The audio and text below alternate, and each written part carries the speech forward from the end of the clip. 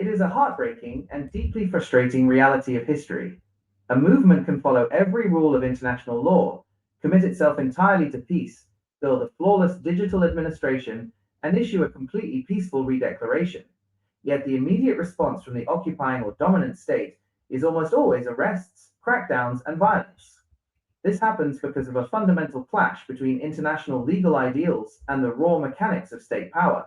When a government in exile makes a peaceful redeclaration, it triggers a predictable, aggressive reaction from the parent state for several precise reasons. 1.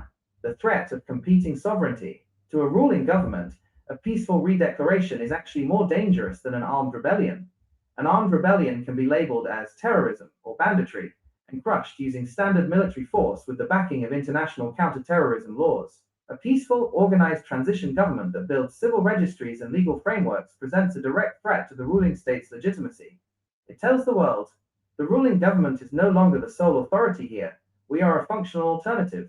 To prevent the international community from taking this alternative seriously, the ruling state moves quickly to decapitate the leadership through arrests or assassinations to prove they still maintain total control.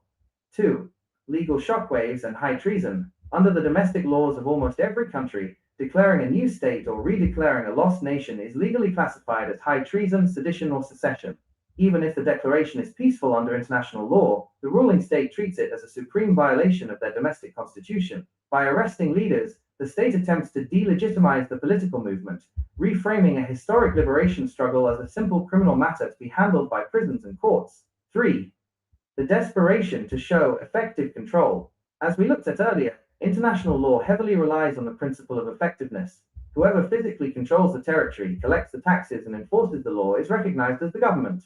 When a government in exile makes a declaration, the ruling state feels immense pressure to prove to the UN, the US, the EU, and global banks that they are the ones who hold absolute power.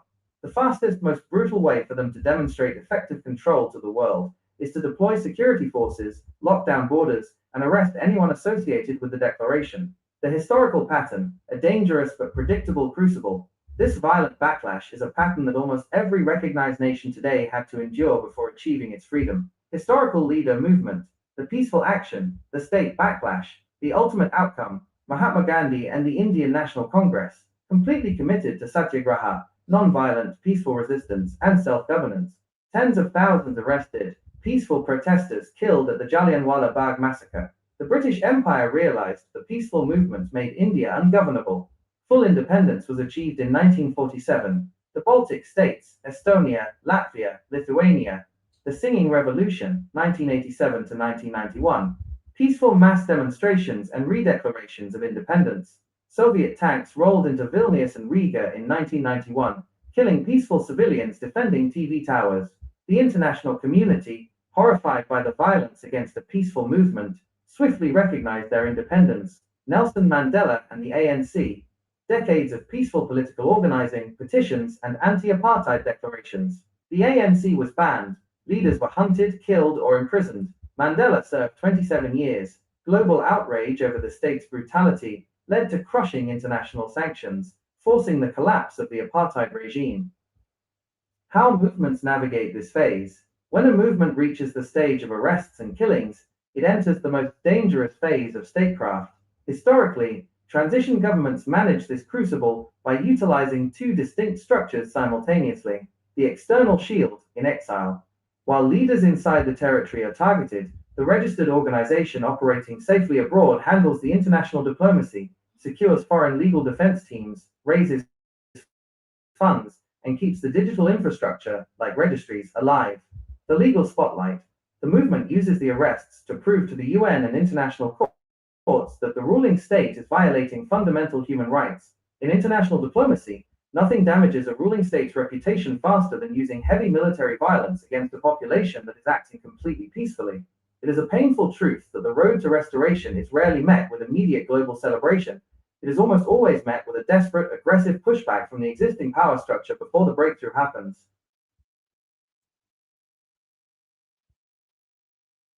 It is a heartbreaking and deeply frustrating reality of history. A movement can follow every rule of international law, commit itself entirely to peace, build a flawless digital administration, and issue a completely peaceful redeclaration. Yet the immediate response from the occupying or dominant state is almost always arrests, crackdowns, and violence. This happens because of a fundamental clash between international legal ideals and the raw mechanics of state power. When a government in exile makes a peaceful redeclaration, it triggers a predictable, aggressive reaction from the parent state for several precise reasons. 1. The threat of competing sovereignty. To a ruling government, a peaceful redeclaration is actually more dangerous than an armed rebellion. An armed rebellion can be labeled as terrorism or banditry and crushed using standard military force with the backing of international counterterrorism laws. A peaceful, organized transition government that builds civil registries and legal frameworks presents a direct threat to the ruling state's legitimacy. It tells the world, the ruling government is no longer the sole authority here. We are a functional alternative. To prevent the international community from taking this alternative seriously, the ruling state moves quickly to decapitate the leadership through arrests or assassinations to prove they still maintain total control. 2. Legal shockwaves and high treason. Under the domestic laws of almost every country, declaring a new state or redeclaring a lost nation is legally classified as high treason, sedition, or secession. Even if the declaration is peaceful under international law, the ruling state treats it as a supreme violation of their domestic constitution. By arresting leaders, the state attempts to delegitimize the political movement, reframing a historic liberation struggle as a simple criminal matter to be handled by prisons and courts. 3. The desperation to show effective control.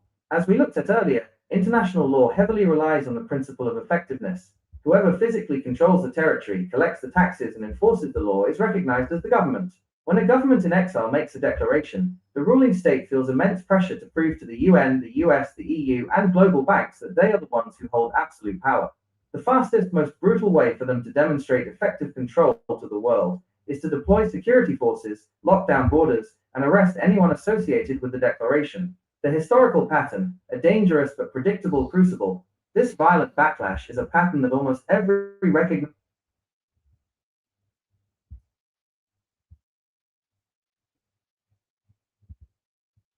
nation today had to endure before achieving its freedom. Historical leader movement, the peaceful action, the state backlash, the ultimate outcome, Mahatma Gandhi and the Indian National Congress, completely committed to satyagraha, non-violent, peaceful resistance, and self-governance.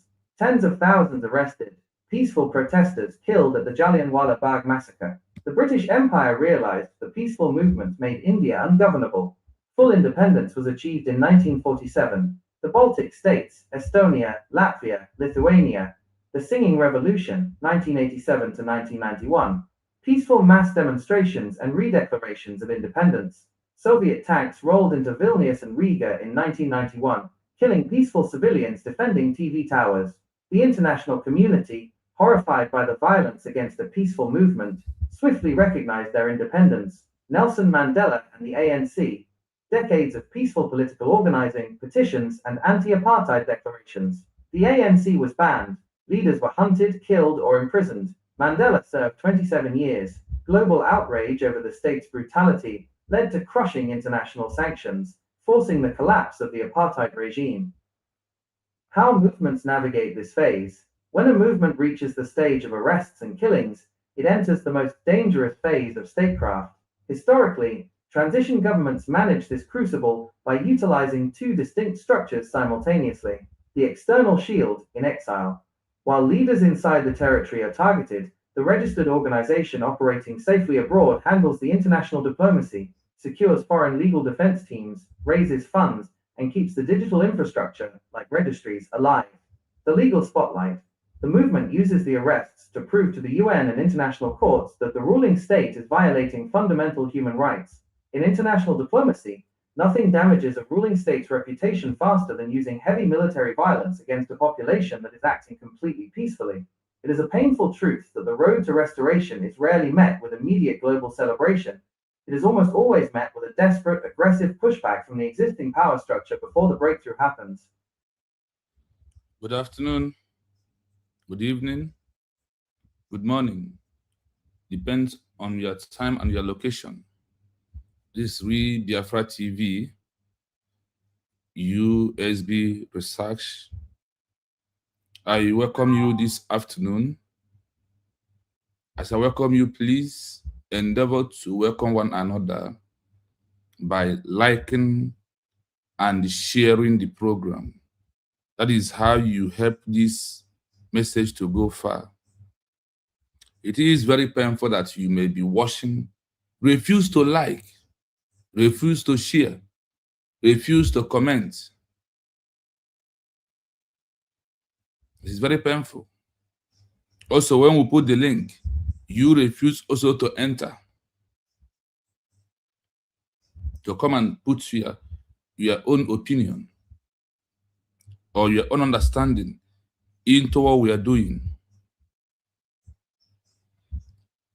But the truth remains that we must preach this message. That is the truth. And this message must go out for the world to see. And for the message to go out for the world to see, you, as a Biafran, who believe in our peaceful declaration, have to share the program. You that is on my WhatsApp group have to share the program from the WhatsApp group so that others may join and see what we are doing. By doing so, only those that on the WhatsApp group sharing the message is enough. If over 100 and something on the WhatsApp group can share the program, the message will go far.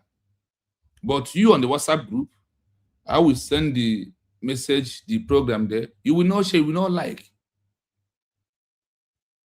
Is it how you are helping the message? You are not liking, you are not sharing, you are not commenting, because here we don't run saga, don't debunk my fellow human being. I believe what I believe. That is why you don't like to share. That is why you don't like to comment. That is why we do program, highest in the like will be very small. It doesn't matter what matter that what school government give me to give out, I have done it in my own capacity. So because of you are not sharing, maybe it's not enough for you to share. Doesn't matter. But what matters is that the message must be delivered. That is what matters so much. You heard it from this research, like the audio I play right now. A road to restore a lost country is a heartbreaking. A road to restore a lost country is a heartbreaking. Things you will be seeing, things that will be happening to you, the frustration, the intimidation, the disappearance of your people, the massive arrest, the abuse of rights, the inhuman treatment, the torture. All these things are something that sometimes you will feel, let us forget this Biafra now so we can live. But if you forget that Biafra now, then how can you live? You want to be a slave forever. And for you to fight, to remove yourself from being a slave, life must go down for it. Arrest must happen. And that is the arrest that you are seeing today. All these arrests, all this intimidation from Nigeria government, all this thing that is happening using our own people to fight against us, to intimidate us from Nigeria government, did not see us start. And it's not also going to see us to end, because it has happened to people in the past. And also, the wrong approach or the wrong method that we was using in this movement is also why it's being delayed. I remember when I was on ground in Biafra land, I normally sing on the protest, "Oh Biafra, why you delay?" We sing all this music. We do all this protests on the road. We have gone through all this process. But Biafra never become a country. And the level of arrest, the level of the killings, the level of abduction, the level of intimidation the level of harassment, the level of torture that we are passing through anytime we're on the protest, the fear that the government will come to buy us, they are all there and they are all happening. All these things is gearing towards one. If you have done a peaceful declaration that you are getting it right, and when you have a government in exile that are working for you to protect you, and that structure is where the world have their time to talk to the people. What we are doing since over all these years of 27 years of protest, agitation, we are just we are only making noise social media. That you see all this protest, all this agitation that we did for 27 years, is just noise making. It's creating civil unrest in the eyes of international community that we are calling, that we are sending documents to. And when you remain under protest, agitation, or in the structure of DOS, it's not the language of the international global community. Have you asked yourself, for all these years of agitation under the structure of DOS, why is it that Biafra has not been recognized as a nation? Well, before we go into today's program, if you listen to that audio, I want to bring some things out for you. Do you hear that? Do you have it here that's from India? That's when Mahatma Gandhi was fighting to liberate India, to make India a country, that there was a massacre. Nelson Mandela time, there was a massacre in South Africa. And who are they massacring? They are massacring those who believe in that new ideology that we need to be on our own, not those that want to remain with them. If you want to remain with existing country, you are free to move. But if you want to remain, prove that you support the ideology of that we must be on our own, the world will come after you. Said what? The world will come after you. And when they are coming after you, how can they come after you? They will come through arrest to arrest you. They will come through to buy you. If they arrest you, they will torture you, to frustrate you. That is what they said, that the road that leads for a nation to be recognized as a sovereign state, as a full nation, that is a heartbreaking moment. It's not just something, let's go now. No. And there is criteria, there is yardstick, there is template, there is rules that guides for you to regain a lost country. There is way for you to regain the lost country. And the rules and how to regain it is not our own way. And it's not in our hand. But those that they're in our hand, that the law prove to us that this is the yardstick, this is the express road that we have to follow. Are you following it? Or are you doing your own thing the way you want? All these names that have been mentioned here, you know about Mahatma Gandhi of India. You know about Nelson Mandela. Do you know about Raiman of Bangladesh? You know about Jomo Kenyatta of Kenya. There is many more to their names. What about the Baltic states?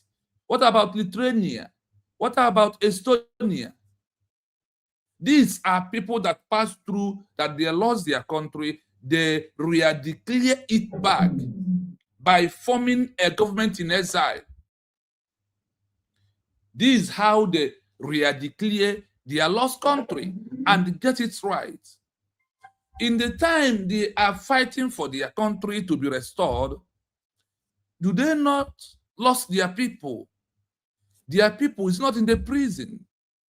Yesterday on the program, I bring out evidence what Poland they lost in the hands of Soviet Union before they can be able to achieve their country back to their life.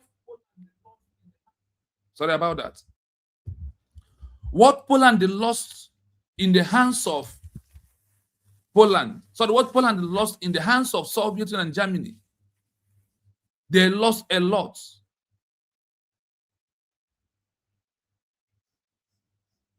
They lost the life of their people. That over 4.5 million people was totally arrested. Do you also know that Soviet Union and Germany deported the citizens of Poland, including those that believe in Soviet Union and Germany? They did not just deport those who believe in the government-in-exile of Poland that reside in London. They deport them back to Poland, arrest them, put all of them in prison.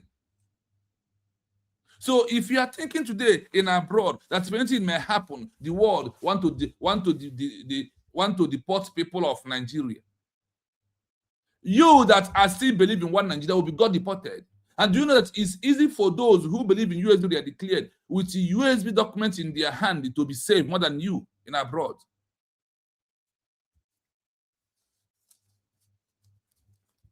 I welcome you to the program as we are moving today. Our headline is #1# why international community never grants recognition of Biafra to DOS IPOB structure. Have you asked that question? Have you asked a question? Why that the international global community, for all these years of a detection of IPOB with DOS structure, why that the international community that they are crying for, that they are looking for, never recognize Biafra Republic in their own structure? And in the world, are they ready to recognize IPOB?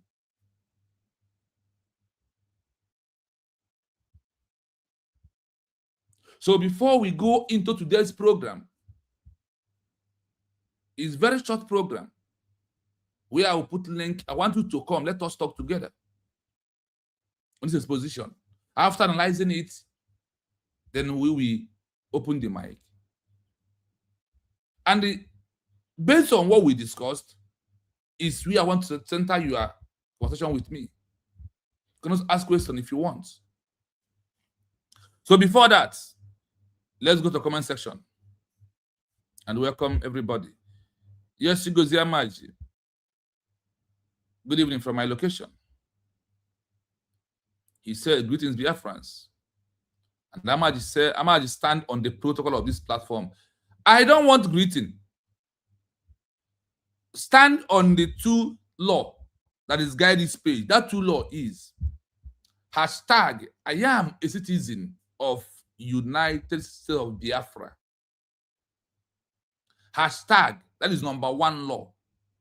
#I am a citizen of United States of what? Biafra. That's what matters most to me. Then we have our brother. Good day. Good. He said, good afternoon, sir. God bless you. In Jesus' name. Amen. Also bless you too. But I prefer, give me, I am. Are you not a citizen of USB? Give me, I am. #I am a citizen of United States of Biafra. That is my greeting. Then Amaji Gozie completed the rules, the law that guides the program by second law. He said, #Nigeria must go. Biafra is a nation. This is what I want. In the Woma Chineke, Chris is good, but that is not what I want. I want to know once when Biafra becomes a full nation. Ekene, my brother, Good day, my brother from here. Thanks so much from all the way from homeland. Please, the code is what matters. Bishop Onaga said, hashtag, I am a citizen of United States of Biafra, USB. Thank you.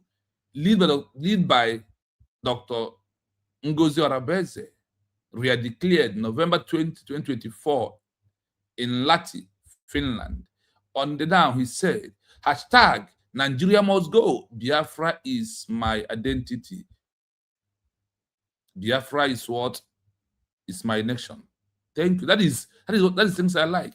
Evangelist, he said, I am with Biafra, of course. Thank you for that. Then Oganaya said, that is it. I love this kind of thing. Hashtag, Nigeria must go out of Biafra land. Thank you for that. Direct point. Odogwu Enugu, wow, we have you here today. Thank you so much. He said, greetings from my location. Many people are now citizens of Biafra, including Bishop Onaga and Odogwu Enugu. Please like and share. Thank you. But put it the way it is. We want to learn how to implement law and obey the laws. Solomon, I am a citizen of United States of Biafra nation. Thank you so much. Yes, Chris, this is the one I love. I am a citizen of United States of Biafra. Thank you. I don't know why you are not obedient citizen. Why are you not obedient citizen? Our DPM said, hashtag Nigeria must go. Why are you not doing it? That means you're upon that you are in abroad anywhere. You are still acting like people of Nigeria who never believe in the law, in the rules that guides the life that we're living. If you are not doing hashtag Nigeria must go, you are not obedient citizen. Prove obedient citizen of USB by doing hashtag Nigeria must go. It's not too much work. It's not too much to ask from our DPM for us to do it. It's not too much to ask. It's not too much. Keep your greetings to yourself. Do hashtag Nigeria must go. Do hashtag I am a citizen of USB or hashtag I am a citizen of United States of Biafra. That is what I want. I don't need all this accolades, nothing. When accolades will come, when Biafra becomes a food, that is when that accolade will be good. Not for now, nothing. Go and ask my mother. I don't accept thank you. If you give your mother something, she only say thanks to God, not to me. That is who I am. Go and ask those who knows me. I don't accept thank you. What I accept is thanks to Chukwu Okabiam. Greet Chukwu Okabiam who bring it, not me. That is me. That is my ideology. So if you are with me, simple, that's simple instruction. It's very important to me. So as I welcome, I see Owada, I see Nandi Lucky Palace. Good morning from here. You're welcome. You're welcome. Hashtag I am a citizen of United States of Biafra. Thank you so much. Look at one other name. As you just enter, forget Read Biafra TV. Follow message. Don't follow me. That is our problem in this movement. We follow messenger. We love messenger more than the message. Do not love Read Biafra TV. Love the message and allow the message to pass through you. That is why when the arresting of our leader, everybody will scatter. Because we are following a messenger instead of the message. And that is why the message is being delayed till now.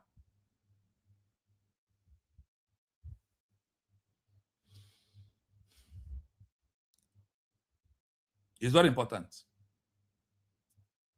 It's very important that you follow. You follow what? Follow message, not messenger. Write the message. Don't write messenger. The message is hashtag I am a citizen of United States of Biafra. The message is this hashtag Nigeria must go. That is the message. Don't look at me. I am the common messenger. I am nobody to the message. But if the message chooses you, you must come for the message. Because if you choose the message like Nneka Chimezie, you will start messing up. The message did not choose Nneka Chimezie. The message you don't choose that they force themselves for the message to choose them. So at a stage, when you force yourself, you must force yourself out. The message will leave you.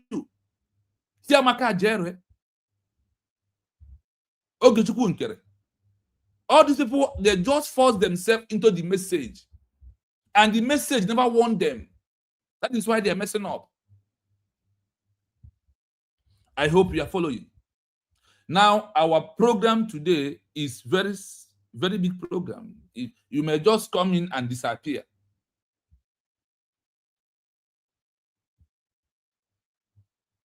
Our headline today is, number one, exposition.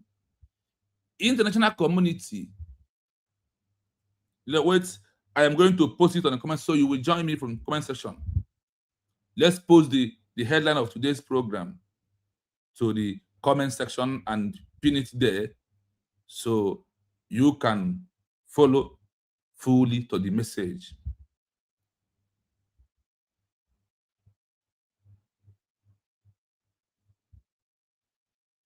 Let me pin yes, this is today's headline. #1# exposition. Why international community never grants recognition of Biafra to DOS IPOB structure. You know how many years that we have been under IPOB, including me, structure. The IPOB organization structure, not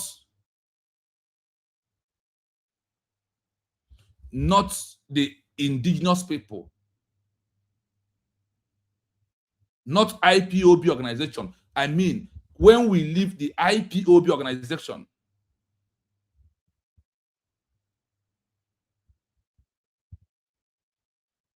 since over all these years that we are running protests, that we are doing broadcasts, that we are doing all these things, why is that the world, if IPOB DOS structure is the way, why is that the world has never taken us serious since over all these years? Why? Why the world has never taken us serious? Why the world has never granted 27 years? Is it a child? 27 years is equal to 3 decades. It's getting to 30 years.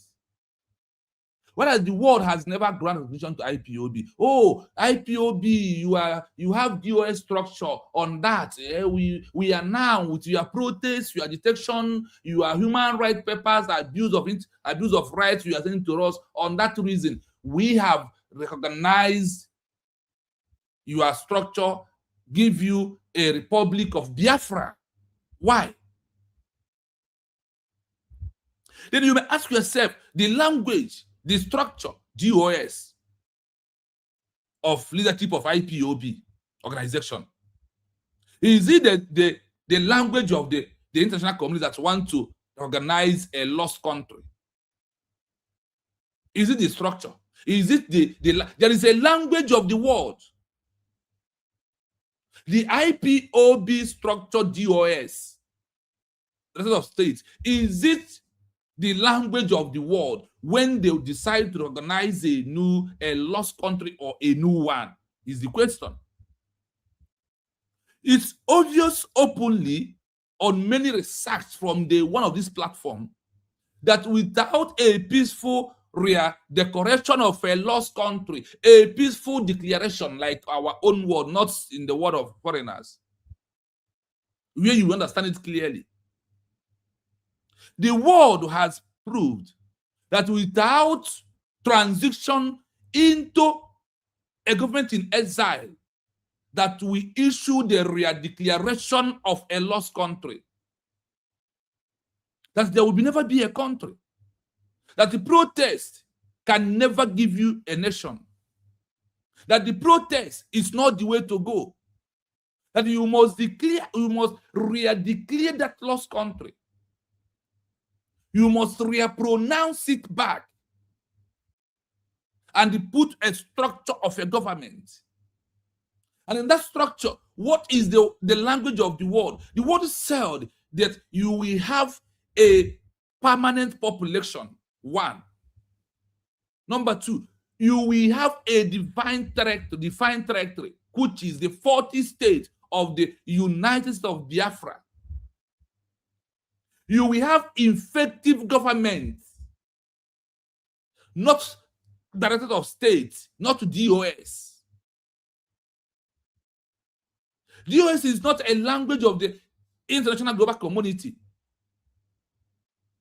that you are writing a letter to under humanitarian support, under humanitarian abuse of rights, under intimidation, under things that are not going normal in Nigeria. You are only asking them that you want them to talk to Nigeria to stop treating you bad. That is all. I never knew. That is why all these protests that I was, that is where it stands for. I never knew. When my friend, two of them, fall in Ipob massacre by the suicide of me, and I tear raise.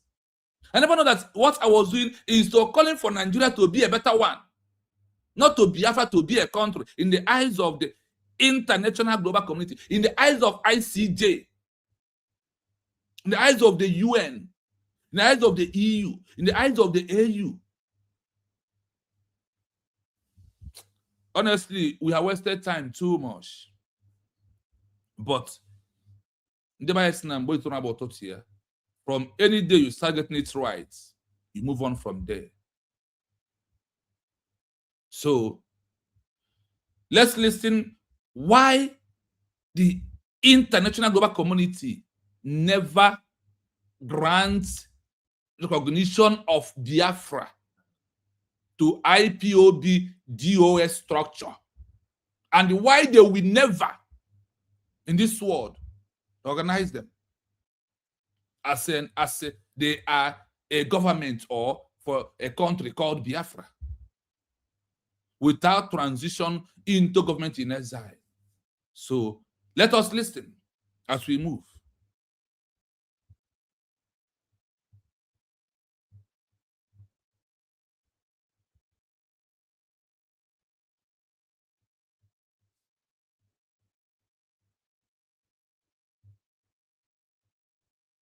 Now, look at my question that I may like you to type on your phone, because I don't do hide program.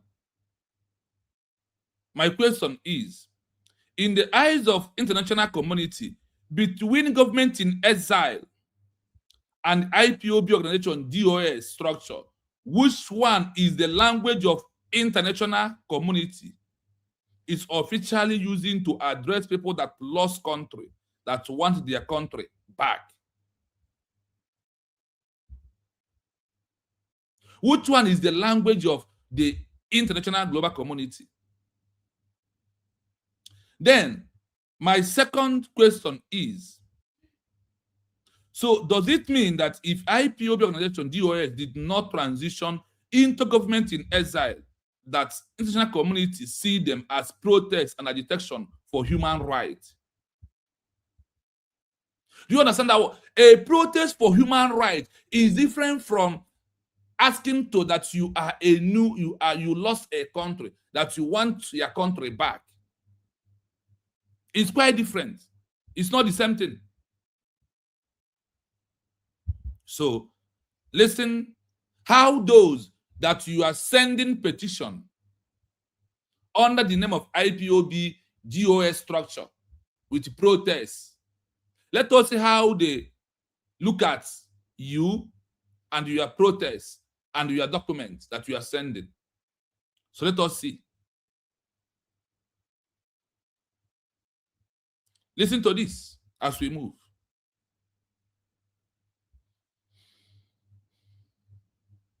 When the international community, including the United Nations, foreign ministries, and international courts, engages with populations seeking self-determination or the restoration of a lost country, it relies on specific, strict legal frameworks. How international bodies look at a government in exile, GIE, versus an organizational body like a Directorate of State, DOS, comes down to distinct definitions in global diplomacy. 1. The language used for a government in exile, state-to-state language. In international statecraft, a government in exile represents a political claims framework.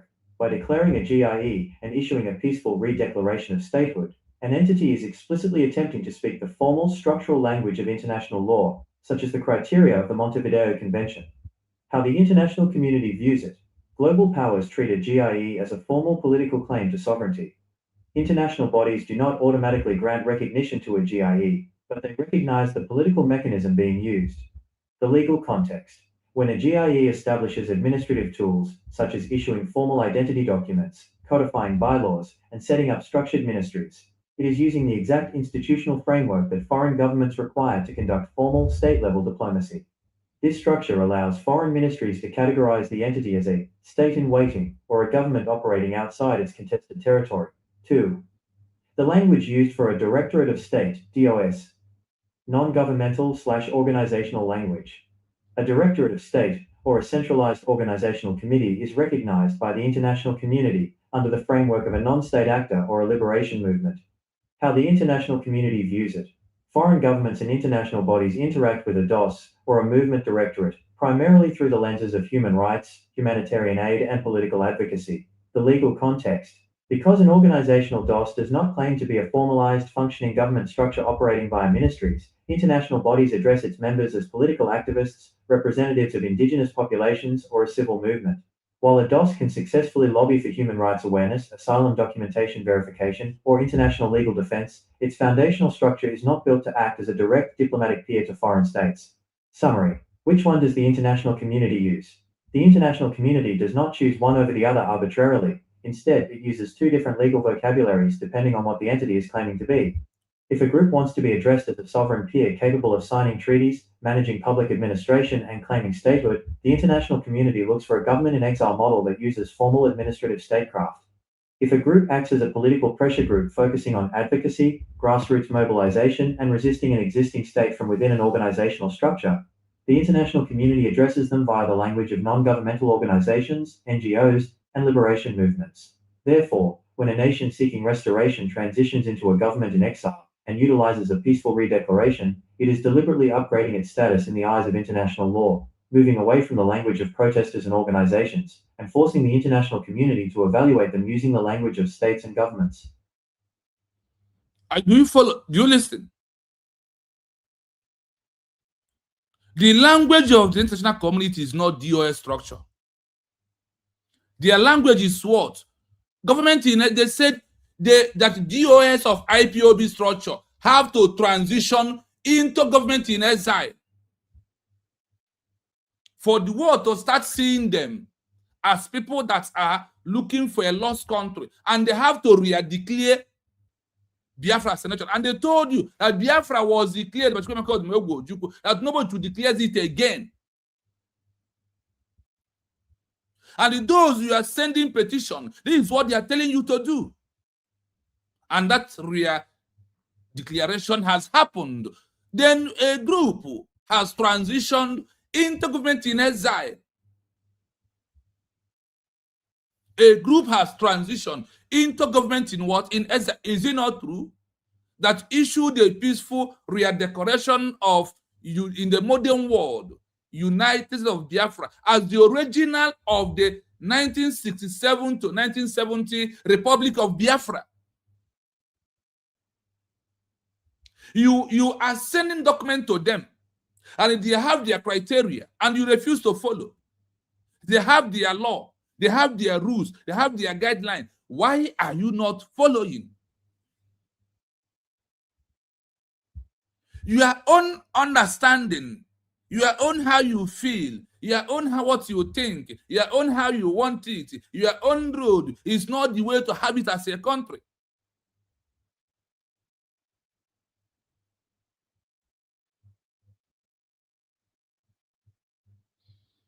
Listen to this again. This time around, I will be playing because of my time, but I want us Biafrans to enter so we can discuss together. After I'll play it again, pause and explain.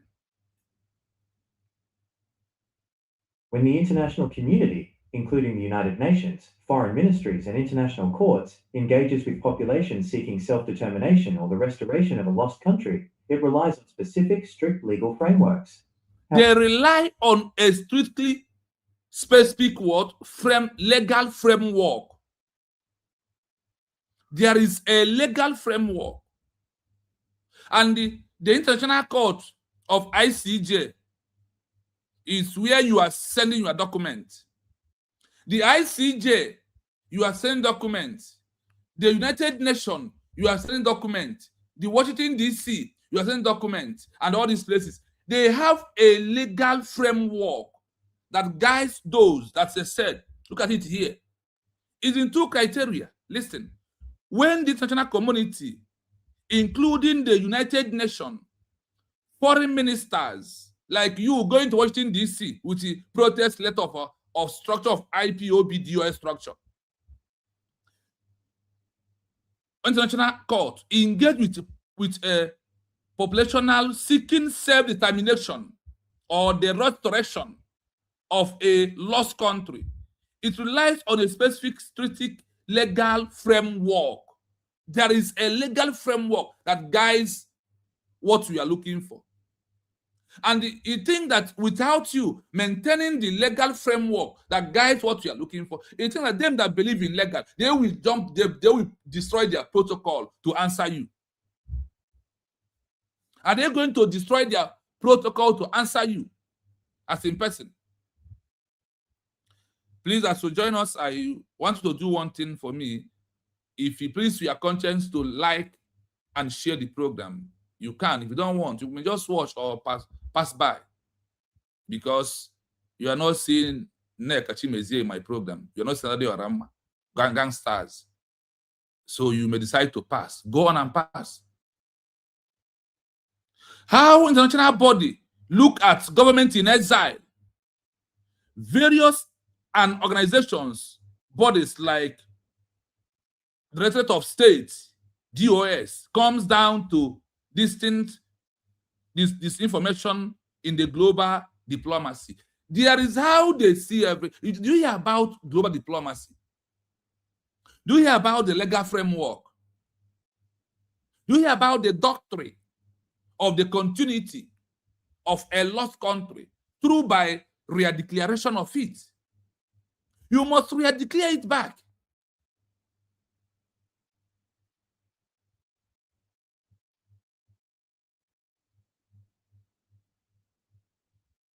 Let's continue. International bodies look at a government-in-exile, GIE, versus an organizational body like a Directorate of State, DOS. Do you hear what they call it? They call it organization.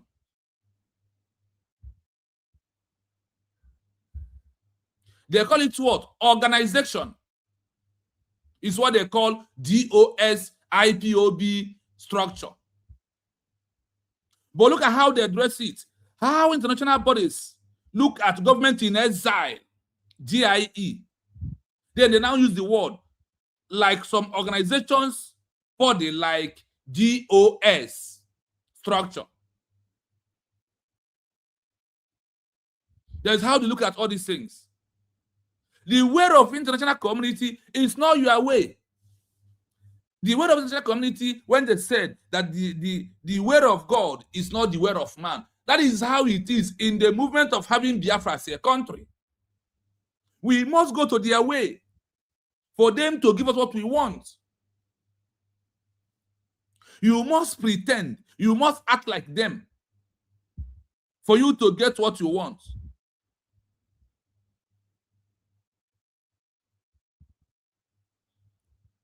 Is it under this organization structure, DOS, is where we remain? And he said, it comes down to the distinction of these two frameworks. Now, let us see how these two frameworks work at the movement of having Biafra as a nation, that they claim that they use DOS structure. That is not the language of the international community. That their language is what? Government in exile. That is why Simon Ekpa Njoko study everything and find out that this structure of DOS is not the structure, it's not the language of the international court. IPOB, are you not submitting letter to ICJ? Are you not submitting letter to Washington, D.C.? Are you not submitting letter to United Nations, to EU and AU? Are you not? Those you are submitting letter to has their rules and their law. And why you are not following the rules and their law, What do you want them to do for you? What do you expect them to do for you? If I may ask you, why you are not following? And they have a body language. They have their language. Their language is government in exile, not DOS structure. Comes down to distinct definitions in global diplomacy. 1. The language used for a government in exile, state-to-state language. Remark this word very carefully. Number 1, the language used for a government in exile, state-to-state language. Now, this is the global language. That is why when you look at everything, you look at people of Poland, they told us that the transition into government in exile, when Soviet Union and Germany occupies their territory, the transition to London, they form government in exile, not DOS structure. When Baltic states, Lithuania, was being also occupied by this same Soviet Union, the transition into London, France, they form government in exile, not DOS. No country in the world has formed that structure called DOS. It has never happened before. And it has never achieved anything before. It does not even exist in the structure of the international community or international bodies. The word DOS for a lost country does not exist.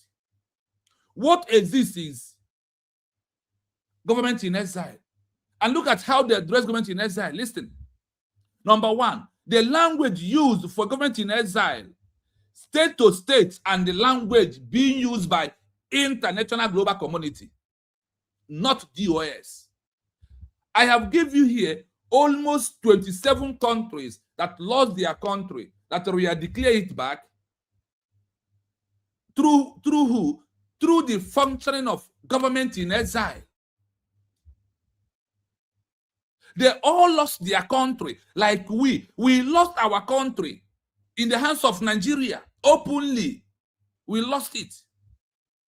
Those that lost it like us, they have transitioned into government in exile and issue a peaceful declaration or declaration. And the world listened to them. And the government in exile is the language, they call it what? State-to-state language. Government in exile. Now, how did the world see the issue of DOS? As an organization of a non-state actor that are seeking for mercy, for Nigeria to change their way and treat them nicely, and the matter dies. Not for atmosphere of having a lost country to regain it back. Why is it redeclaration? It's redeclaration because you have to regain the country back. Regain, redeclaration. This is how the world transition. This is their protocol. This is their law. This is their criteria. You think that just Biafra is just hell. It's not so. That's why you need to ask those. That's why you need to check the history of those that have achieved their own and follow the rule. Neba Igbo onye Igbo, neba ya snow Igbo, na ọ bụrụ na ọkpụ ụzụ amara akpụ, ya leke na-egba anya n'ọdụ. Neba anyị wee kwuo sị na ọ bụrụ nwata ụzọ si ite na-ebi ụzọ enwe oshi ite ọ mkpọmkpọ ite emere nsika. Abụbọsịkwa na ọ bụrụ na ịmaghị ụzọ esi eje ebe mmiri nọ chụka chute mmiri mgbata mmiri, nke soro mpekele eju ka iruo na mmiri. Is it not true? Where is all those words? Where is all this our instruction? Why are they not? All these are really Igbo. Why not the include Nebasoku Biafra in the country? Until Simon Ekpa emerge and implement all these things. And that is why we are where we are today. That is why the Biafra map has been reintegrated back into the world map, into African map. Because of we have gotten it right for the first time. After all these years. Just continue. Statecraft, a government in exile represents a political claims framework by declaring a GIE and issuing a peaceful redeclaration of statehood an entity is explicitly attempting to speak the formal structural language of international law, such as the criteria of the Montevideo Convention. Do you see the backup? And the Umo and the IP. In fact, I don't insult anybody today. I don't want to insult anyone. Just want to remain peaceful and calm. This is my voice from day one. If you are following me. Not that I'm not angry, but this is my voice. That is why we as people of Biafra need to follow the guideline. Before you enter school, there is an existing law that controls the school. Before you enter school, there is rules that control the school. You did not enter the school to change the rules of the school. When you travel abroad in a country where when you travel there, you maintain their law. You never come to change the law. So before you start looking for Biafra, asking for Biafra as a country, what happened? People have gone through the process and followed the law and achieved their own. And at that reason, many of them that achieve it, they pass through what we are passing through today. Now, let us see how the world address the government-in-exile language that they are using. In international statecraft, a government-in-exile represents a political claim framework of a nation by declaring a government-in-exile and issue a peaceful redeclaration of a lost statehood, a lost nation, or a lost country. An entity is essentially attempt to speak the formal structured language of international law, such as the criteria of the Montevideo Convention.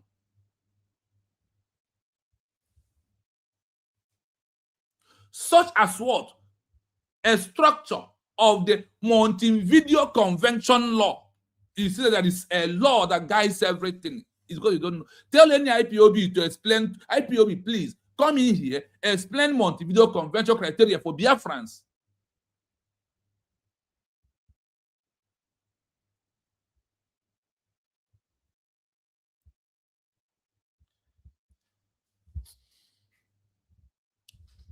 There is a language. There is a name. That is how the world has put it. That is why I ask you, are you the first people in this world that lost country? Are you the first? Why can't you ask you a question? Others that lost their country, how do they got it back? Why can't you ask question? Now, do you see why? No, the world allows Nigeria to deal with you. That is why they tag IPOB terrorist group. Because the structure you are using does not suit the language or the structure of all the global, international global community that you are calling for them to help you. You are calling Netanyahu, you are calling Israel, you are calling America, you are anybody, anywhere that you are calling. They maintain this law. They want you to come up to, that is why USB come up to it. They embrace USB. The world introduced what is called government-in-exile structure, not DOS structure. It does not exist. International communities, statecraft, how they state it. International global community, statecraft. Government-in-exile represents political claim framework by declaring a GIE, government-in-exile, and issue one, you must declare a government-in-exile. You must declare a government that you are a government-in-exile. You must. That is number one. The number two, what is the work of government-in-exile? The government-in-exile, their first work is what? To issue a peaceful redeclaration of a lost nation. To issue a peaceful what? Redeclaration or declaration of a lost nation is their number one work. An entity attempt to speak the formal structure language of international law. Without a name government in exile, you are not speaking the language or the law of the international global community. Please, 1 minute.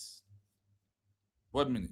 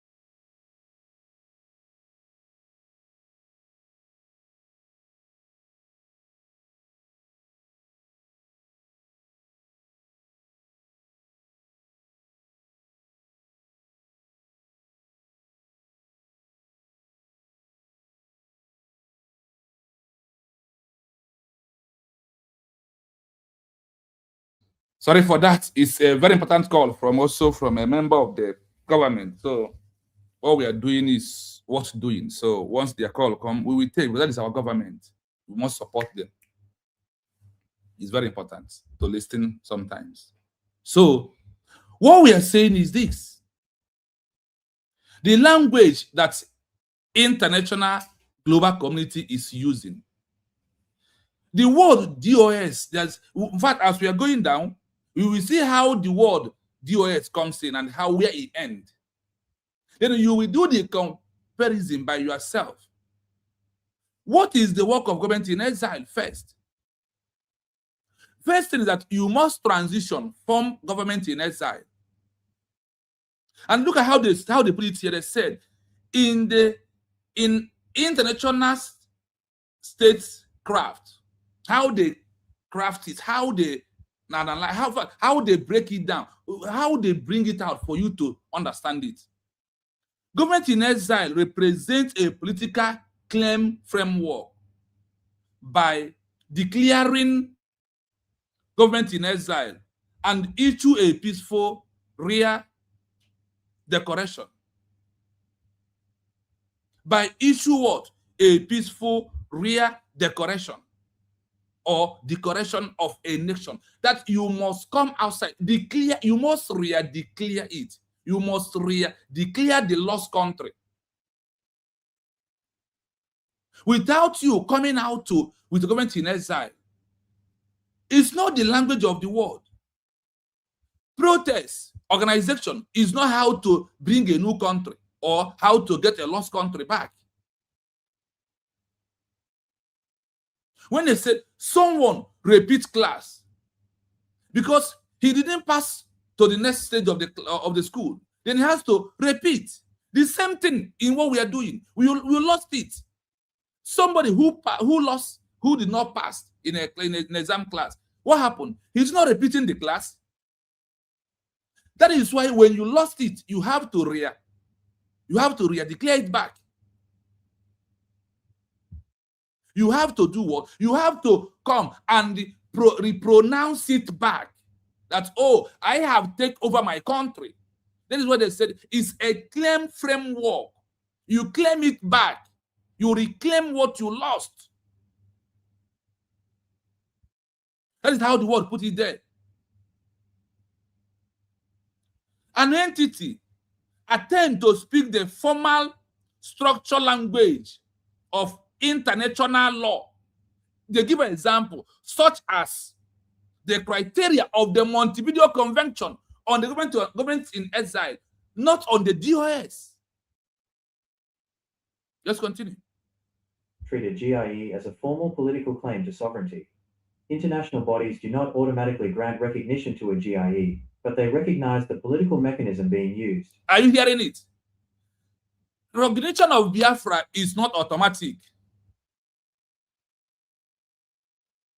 The recognition of Biafra is not what? Not automatic. Through Government-in-Exile, there is things they will do. How the international community view global power treats, how global power treats a GIE as a formal political claim to sovereignty. Who do they view as what? Government-in-Exile. Is it the US structure? How they view Government-in-Exile and how they treat Government-in-Exile, they treat them as a formal political claim to a sovereignty nation. Is how they view it. Not you, not IPOB, not DOS, not one Nigeria list, not how you think, not how you feel, not what you want. Is how them will treat you. Is what that is why we are going to them. Why are you going to court? Is to court to treat you nice. And the court already been there before you. In the real actual sense of court in abroad, in the diasporas that use confirmed law, that they are not corrupt countries.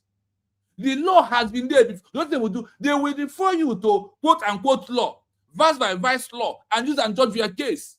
The same thing about when you lost a country, how you get it back is there is a law that proves the road that guides you. That is why Simon Ebanjoko, the prime minister you hate, you IPOB member, structure, organization that had Simon Ebanjoko, he said he knows the rule. That is why he formed Government-in-Exile. And in the place of Government-in-Exile, the structure of how the government, the world sees that you must have what?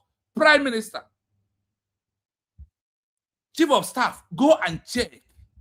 I have run that program here before. I have run such a program under the research. That without this, any other thing is just noise making. And Simon told you, let us understand hopefully that without this Government-in-Exile, issue a peaceful declaration of Biafra, then we are not getting it anywhere. We are just making noise. For 27, we have made for 27 years. We have made noise for 27 good years. And you are still making the noise. There must be what? A transition into forming Government-in-Exile. And you will declare, declare Government-in-Exile of the Biafran people that issue declaration of what? United States of Biafra as a nation, as a sovereign. We are claiming it until we get recognition fully.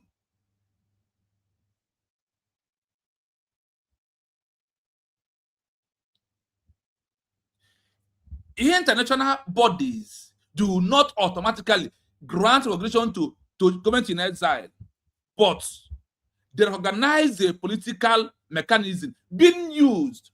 The only one they recognize is the one that Government-in-Exile being used, is the one that the word Government-in-Exile is the mechanism that the world wants us to be using. Not to use IPOB, GOS structure. No. This is how the world look at everything. This is the criteria of those you are submitting documents. If you think that they are not important, they are not relevant, and you don't need them, IPOB, why are you sending letter to I6C? Why are you sending letter to ICJ? Why are you sending to Washington, D.C.? Why are you sending to United Nations? Why are you doing that? Why are you calling them to come to answer you now? You are fooling yourself in a broad daylight. And those that you, when they find out, oh, this one doesn't even know what they, that is why when you talk about Biafra, they will disappear because of you on the protest level. There is no that back you up. Just continue. The legal context. When a GIE establishes administrative tools, such as issuing formal identity documents, codifying bylaws, and setting up structured ministries, it is using the exact institutional framework that foreign governments require to conduct formal state-level diplomacy. This structure allows foreign ministries to categorize the entity as a state in waiting or a government operating outside its contested territory. Do you see how it's been treated? We are still on government in exile. That's all of you have. They say that in exile, we IPOB, DOS structure, we distance ourselves from government in exile. You are distance yourself from a government that have to distance themselves from you. Honestly, for how long are you going to see in this place you are, called IPOB structure DOS protest, when the world has transitioned?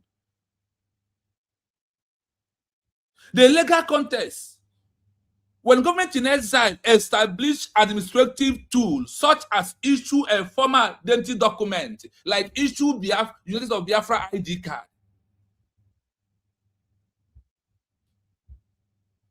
by the law and the state of structure, ministries, it uses the institutional framework that foreign governments require to conduct a formal state-level diplomacy.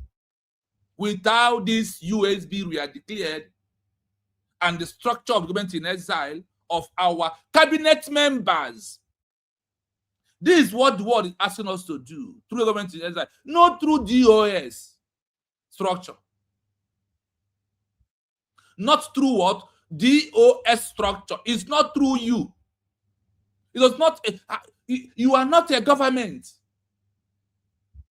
that are seeking to return a lost country back. You are not.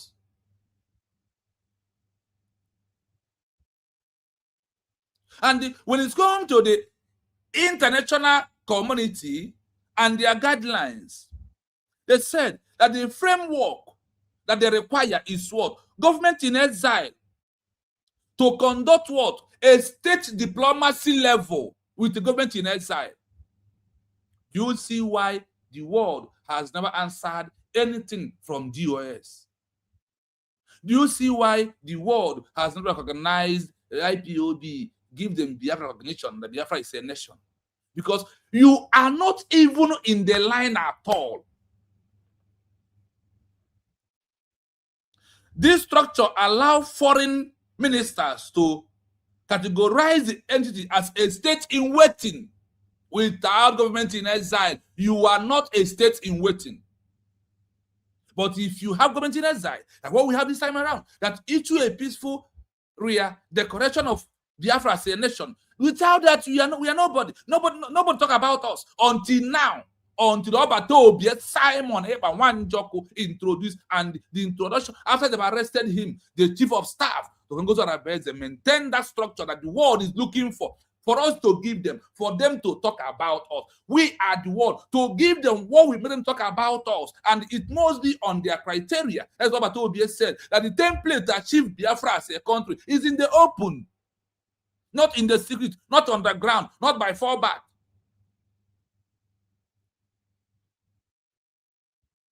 These structures allow foreign ministers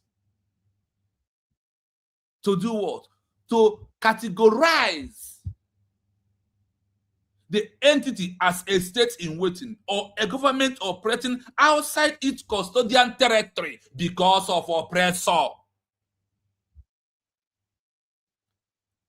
Now we are going to number 2. Let's listen to the language DOS. How the world will see. Remember that the world will see government in exile that issue a peaceful prayer decoration as what? A state in waiting. Now, let us how they see IPOB. That in Categorizes is paraded. The language used for a Directorate of State, DOS, non-governmental / organizational language. Now, do you listen? The language used for a Directorate of State, DOS, non-governmental organization language. But for government in exile, they said what? Look at government in exile. The language used for government in exile, state-to-state language.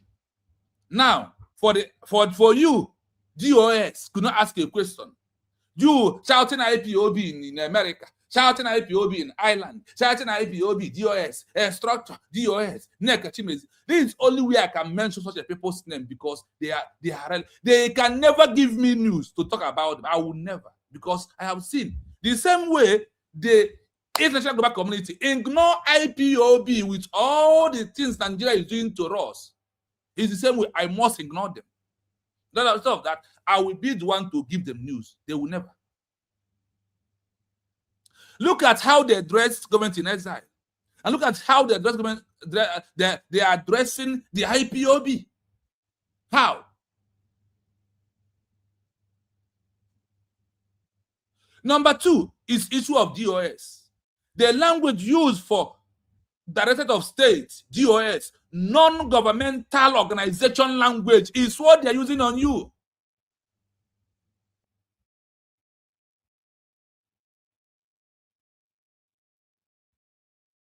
Let's continue.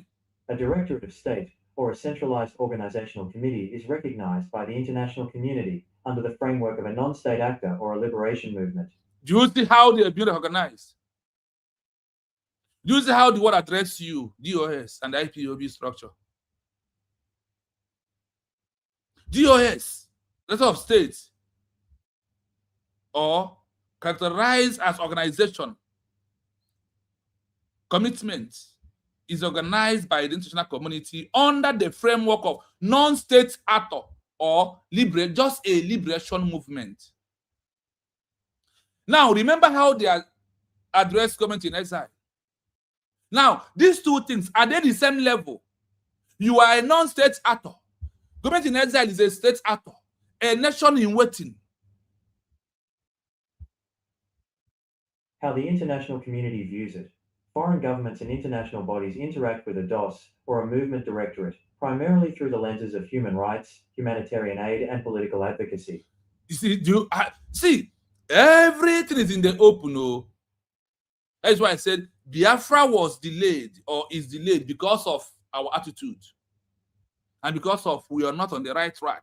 Who brought us to the right track? You know, let me use this word. There is John, or in Memlishuku, there is Jesus Christ. Mazen Nandekano honestly acted like John the Baptist, who preached of the coming of the Son of Man.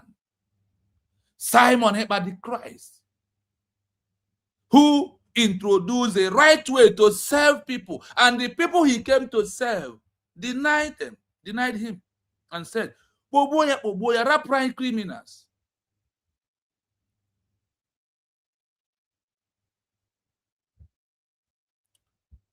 How international communities view it. Foreign governments and the international bodies interact with DOS or a movement primarily through the lines of human rights, humanitarian aid, and the political advocacy. They see them as the people that are crying for their rights from the hands of Nigeria. They see people that they want the world to give them aid. They see them as a political advocacy. As we are pushing, you will hear how they see IPOB DOS structure. Now, compare the first and the second. Do the comparison as we are moving. I want you to do the comparison by yourself. Now let us continue. The legal context. Okay. Because an organizational DOS does not claim to be a formalized, functioning government structure operating via ministries, international bodies address its members as political activists, representatives of indigenous populations, or a civil movement. While a DOS can successfully lobby for human rights awareness, asylum documentation verification, or international legal defense, its foundational structure is not built to act as a direct diplomatic peer to foreign states. Are you hearing it? Are you with me? I am not the one saying. That is why I give you my question that gives me the answer I am presenting to you.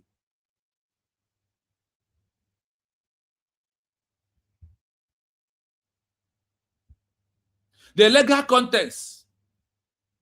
Because an organization, DOS, did you heard the word organizational community using the word organization for government in exile? The answer is no. They use what? A structure of government in exile, a nation in waiting.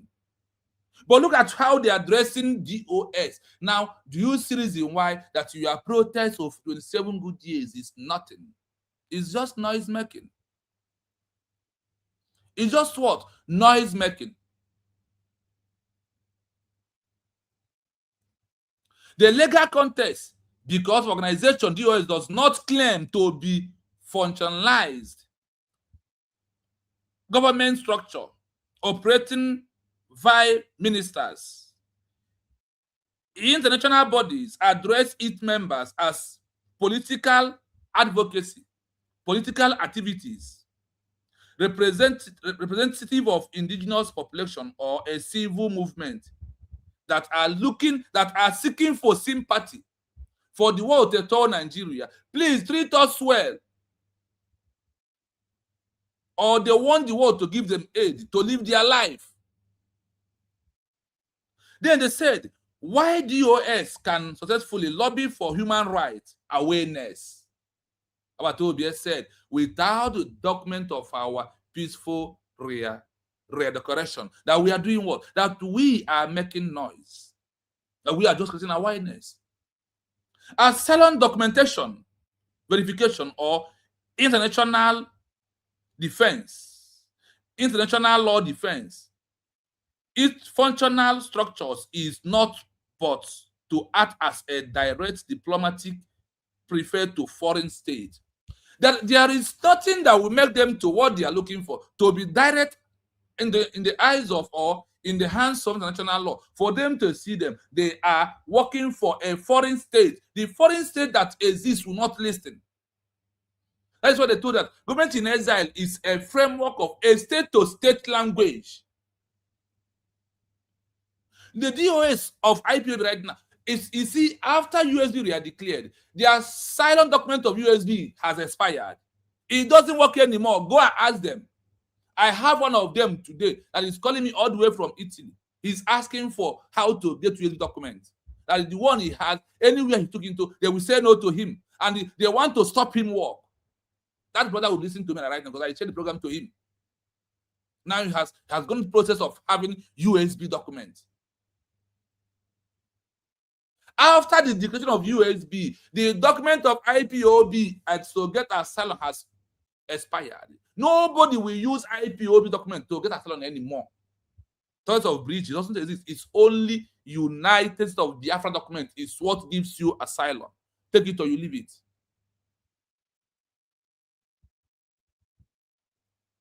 They see you as those who lobby for human rights, those who ask for aid under humanitarian law. But when it comes to the structure of foundational government, that you are not there, that IPOB is not there, that the world will never recognize you as the one. This is how the world will see what we are doing, and that is how the world sees DOS structure. Now, between a non-governmental organization that are seeking for human rights and the government in exile seeking for diplomacy and see as a country in waiting, which one is the one that is better, is the best one? Among these two, in your remove hatred, remove envy, remove I was here before Simon, overtake is allowed. Remove it in your mindset And if you want Biafra as a nation, now do the comparison of these two things together and bring the best and choose where you belong. If you are not in USB, you are declared. Sorry. Summary. Which one does the international community use? The international community does not choose one over the other arbitrarily. Instead, it uses two different legal vocabularies depending on what the entity is claiming to be. Now, listen to what Government-in-Exile is claiming to be, and listen to what DOS structure is claiming to be. Now, listen under this summary. Listen fully. Now, you will see the word, the language of the word. Wants to be addressed as a sovereign peer capable of signing treaties, managing public administration, and claiming statehood, the international community looks for a government-in-exile model that uses formal administrative statecraft. Are you hearing it? Now, look at Government-in-Exile. It said that the law has two ways to look at these two names, or these two names. Now, if a group wants to be addressed as a sovereign capable of signing treaties, that's for a nation, merging public administration and the claiming statehood, the international community look for government-in-exile model that use a former administrative statecraft. They have carved out how to have Biafra as a country. Obato Obie quote and said, I quote Obato, he said that the road to achieve Biafra is in the open. When you are listening to this, the road to achieve Biafra, after we have lost it, is it not really in the open? Please, as you join me, if you are not liking the program, you are not doing anything good to the message. You are not doing the like for me. Because the more you like the program, the more another person sees the program, pick the program and share it. You are like, bring one person. You are comment also, bring one people to make YouTube to push the message up, so people to be seeing it. If people will see the message in the next 1 month, the more you comment on a different things that based on what we are doing, then the more they are pushing it. So if it's supposed to come up to YouTube in the next 1 month, it might come up in the next 2 weeks or in the next 1 week. That is why your comment is important. That is why your like is important. Don't like me, like the message, not me.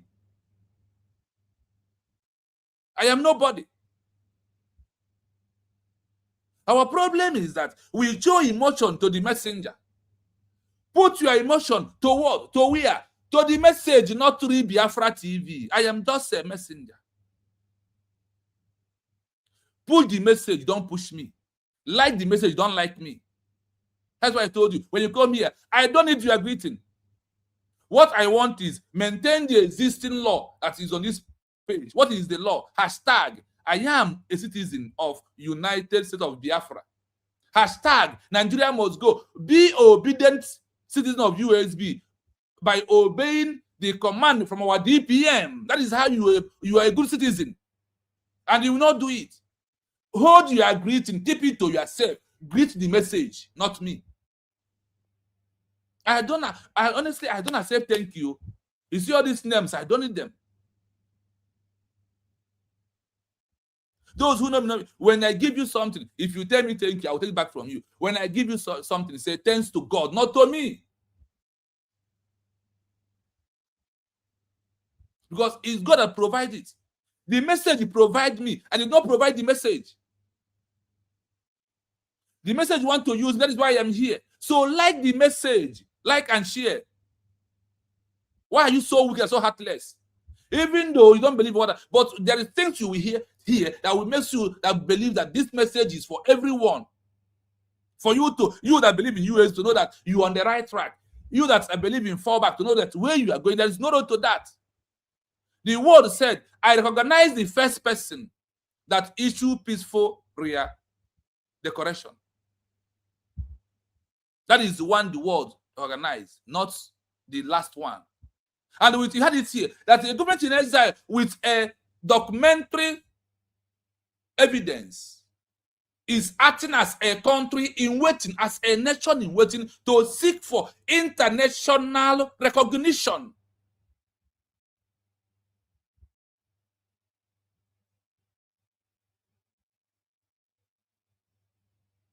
And in this program today, the world will give us two ways.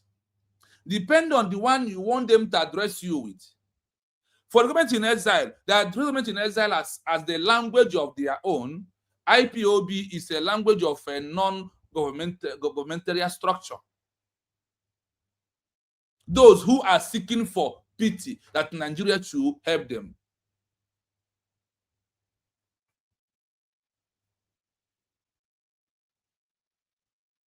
Yes, follow message, don't follow messenger.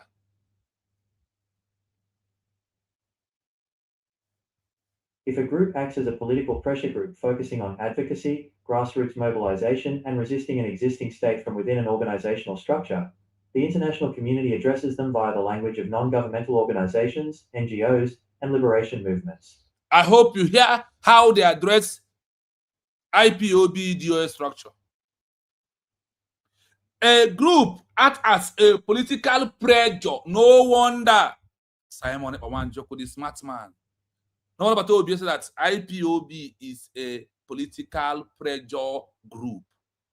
If a group act as a political pressure group, focus on advocacy, grassroots mobilization, and the resting in existing state, and the rest in the existing state from with an organization structure,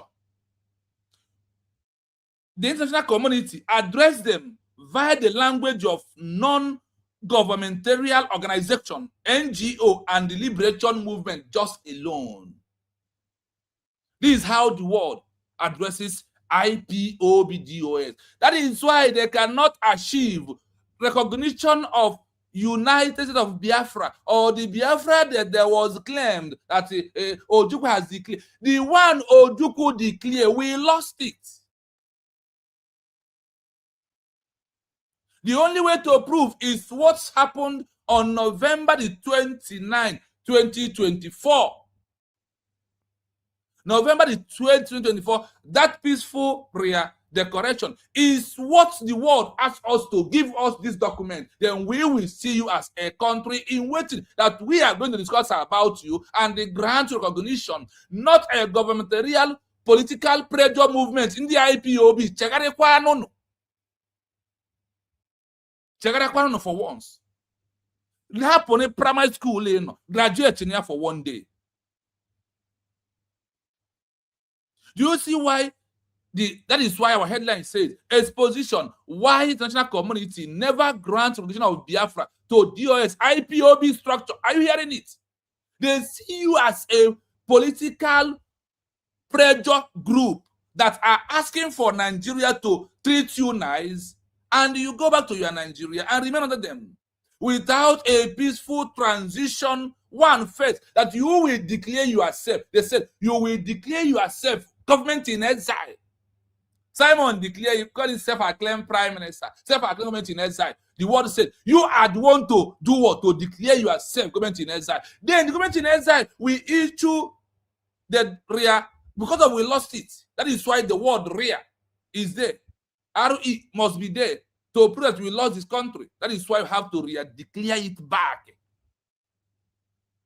For the world to know, yes, the lost country has come to exist.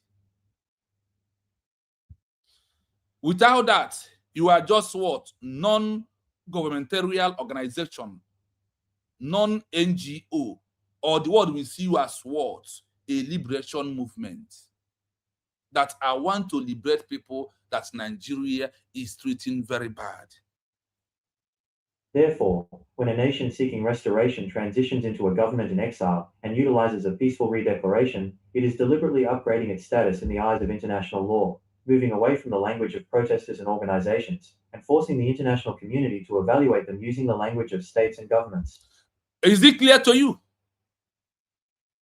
Now, is it purely clear to you? Ihe mere onwe gị ị na-aza IPOB DOS structure ị na-defend there, and ị na-akọcha the real government that the world will recognize.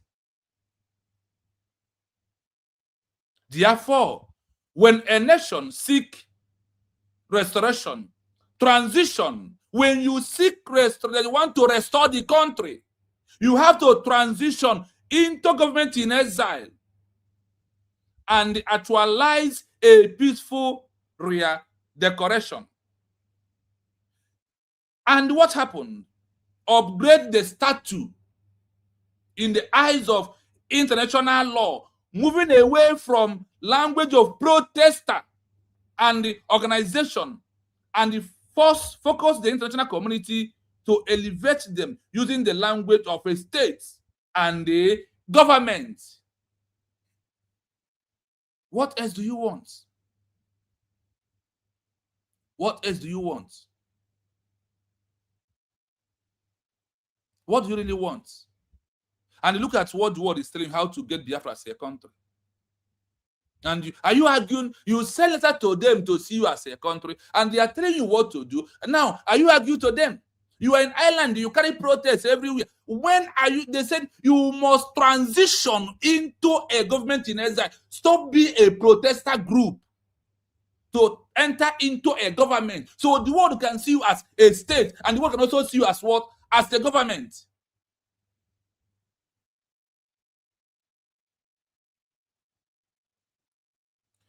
Please like and share if you never do that. Like I said, the program, I said I will put the link earlier for those who want to join us. This week program must all our research for some days now based on this what I'm doing now. So we are going to have it up to many sections.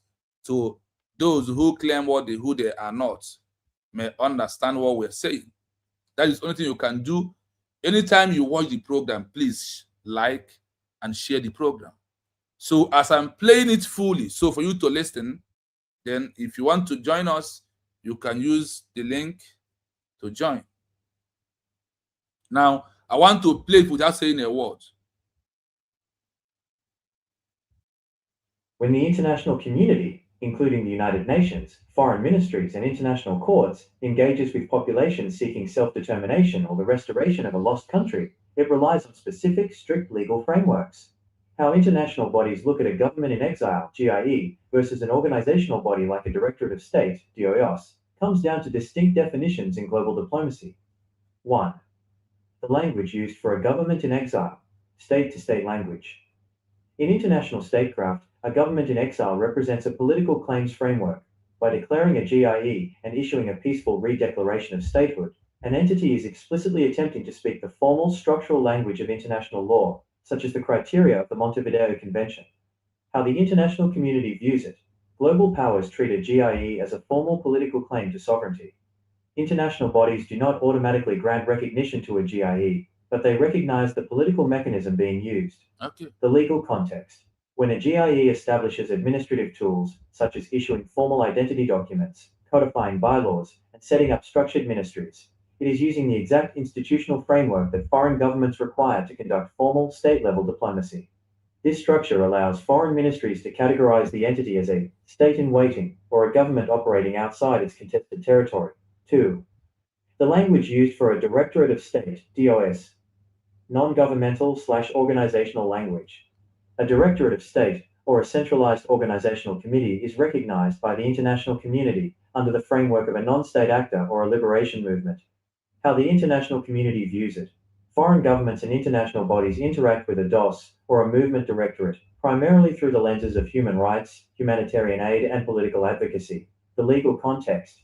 Because an organizational DOS does not claim to be a formalized, functioning government structure operating via ministries, international bodies address its members as political activists, representatives of indigenous populations, or a civil movement. While a DOS can successfully lobby for human rights awareness, asylum documentation verification, or international legal defense, its foundational structure is not built to act as a direct diplomatic peer to foreign states. Summary. Which one does the international community use? The international community does not choose one over the other arbitrarily. Instead, it uses two different legal vocabularies depending on what the entity is claiming to be. If a group wants to be addressed as a sovereign peer capable of signing treaties, managing public administration, and claiming statehood, the international community looks for a government-in-exile model that uses formal administrative statecraft. If a group acts as a political pressure group focusing on advocacy, grassroots mobilization, and resisting an existing state from within an organizational structure, the international community addresses them via the language of non-governmental organizations, NGOs, and liberation movements. Therefore, when a nation seeking restoration transitions into a government in exile and utilizes a peaceful redeclaration, it is deliberately upgrading its status in the eyes of international law, moving away from the language of protesters and organizations, and forcing the international community to evaluate them using the language of states and governments. I hope you listen. I'll repeat it again so it can sink into you. So listen very well. Please, you can record, you can call the program, you can share.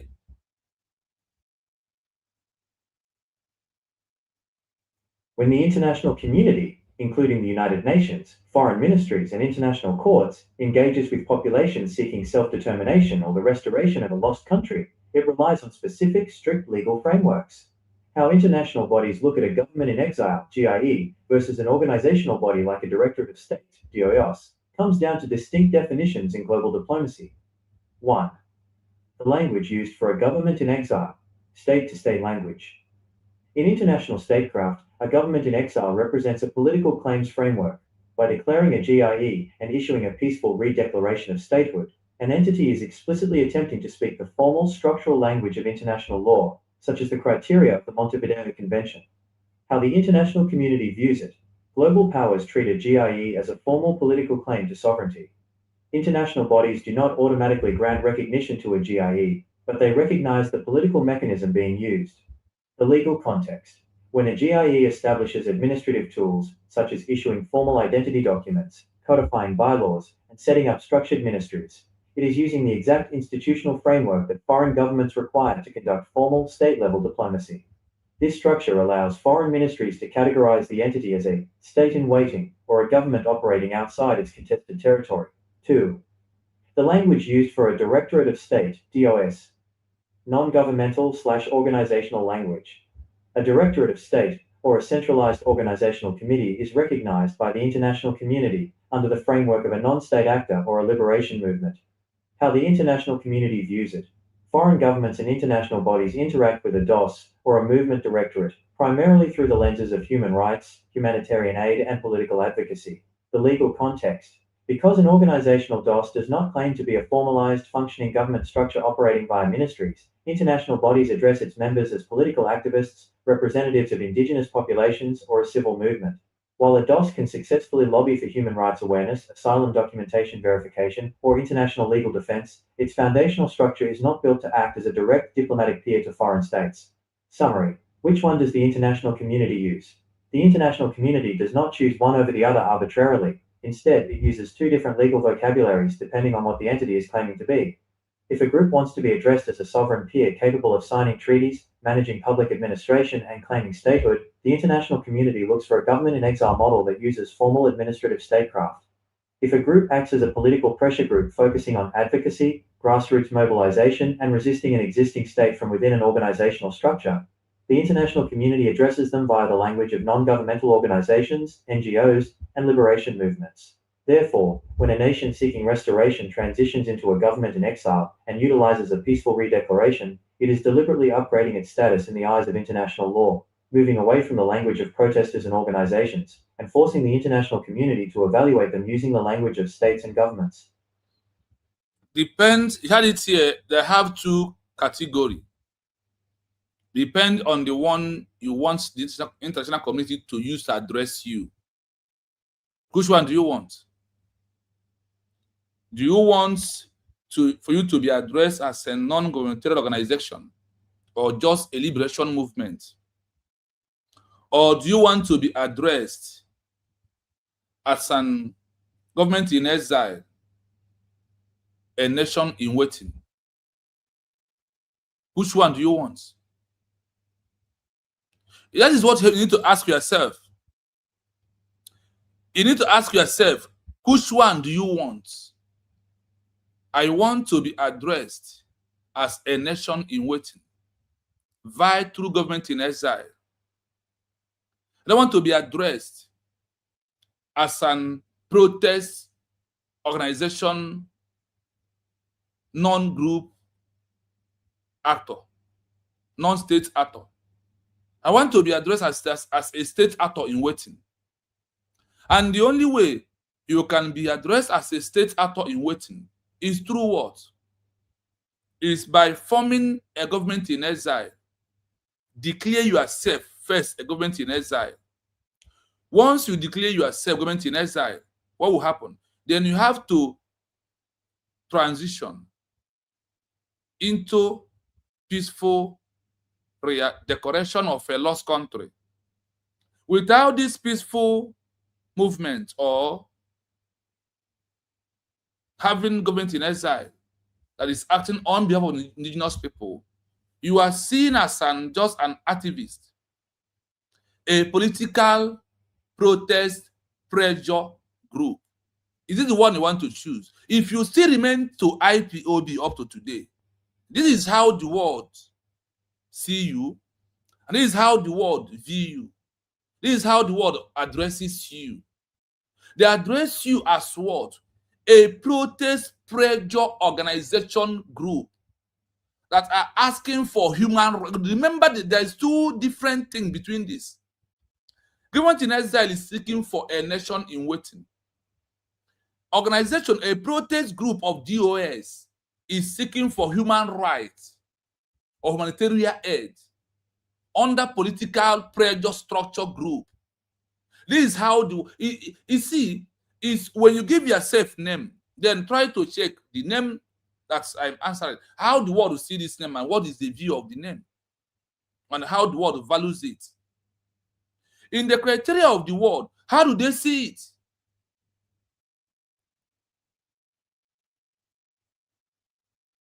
These are the areas you need to ask questions. When Obato BS7 entered, he found out that he researched to understand difference between a structure called DOS and the government in exile.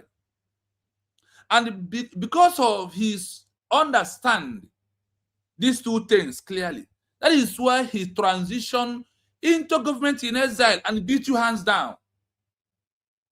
And you remain in IPOB DOS structure. Just the word addresses you as what? A protest pressure group is how the world sees you and what you claim you are doing. I am not the one saying it. Because what we are looking for, or the Biafra we need to get back, when Ojukwu declares it, some of the international community intervene. America, France, many of them, Ivory Coast, Tanzania, those that organized Biafra in 1970, they are the one called international global community, whether they like it or not. If Ojukwu did not declare Biafra and fight for it, if he was doing protests, do you think that the world would recognize Biafra then? There is a declaration of Republic of Biafra. And we declare it, we lost it. We are not only the people that have lost their country after their declaration in the first time. Poland lost their own. Ethiopia in Africa lost their own. Today they're not a country. Why can't you, IPOB, ask, when Poland lost their country, how did they got it back? Why can't you ask, when Poland lost their own, how do they get their own back? Why can't you ask how Lithuania, when they lost their own, how do they get it back? What of East Timor or Timor-Leste that lost their own in the hands of Indonesia? How do they take it back from Indonesia? Why can't you ask questions, know how to take this thing back? Did they take it back through protests and agitation? Go and ask questions and find an answer. Why no one when it comes to this Biafra? And the world has made it openly. Look at our road. That country where you are today, claim your IPOB structure organization. You did not change their law. You registered the IPOB under the law of that country that you are. So for us to achieve Biafra, it's going to be under the law of the international global community that you and I are calling. You those inside the bush are calling them.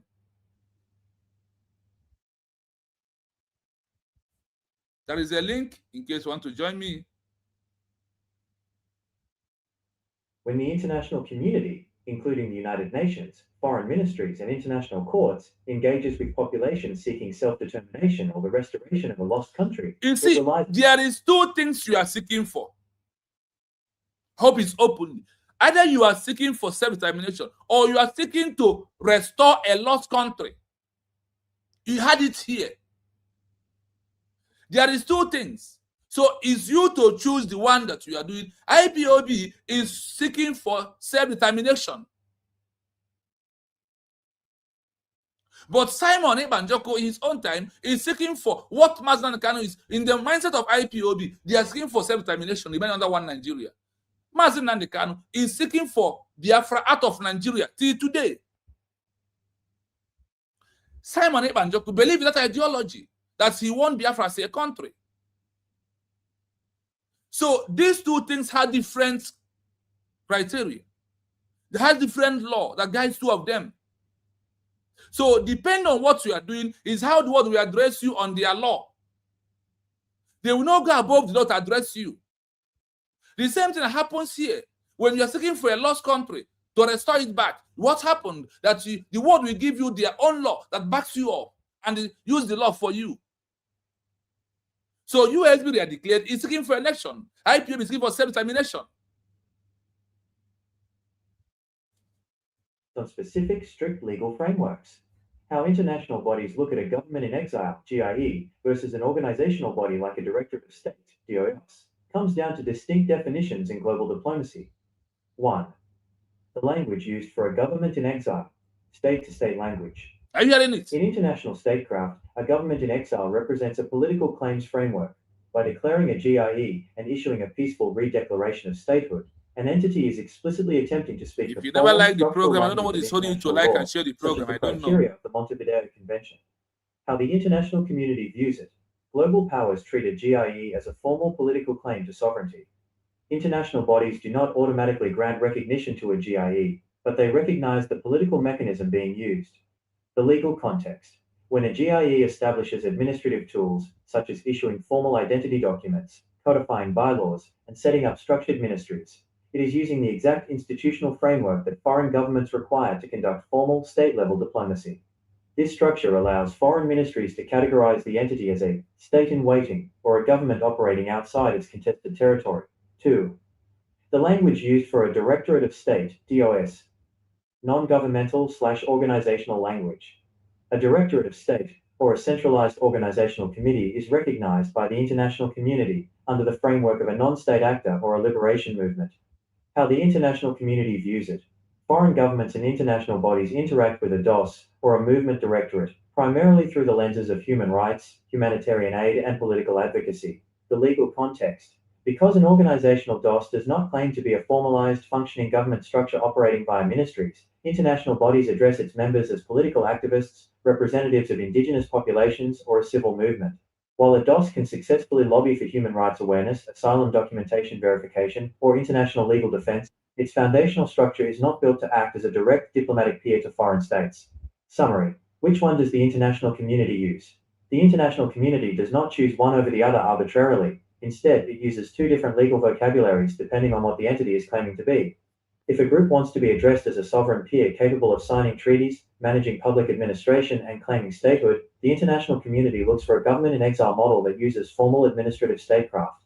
If a group acts as a political pressure group focusing on advocacy, grassroots mobilization, and resisting an existing state from within an organizational structure, the international community addresses them via the language of non-governmental organizations, NGOs, and liberation movements. Therefore, when a nation seeking restoration transitions into a government in exile and utilizes a peaceful redeclaration, it is deliberately upgrading its status in the eyes of international law, moving away from the language of protesters and organizations, and forcing the international community to evaluate them using the language of states and governments. Jesus, I'm trying to, but your desire is not connected to your mic.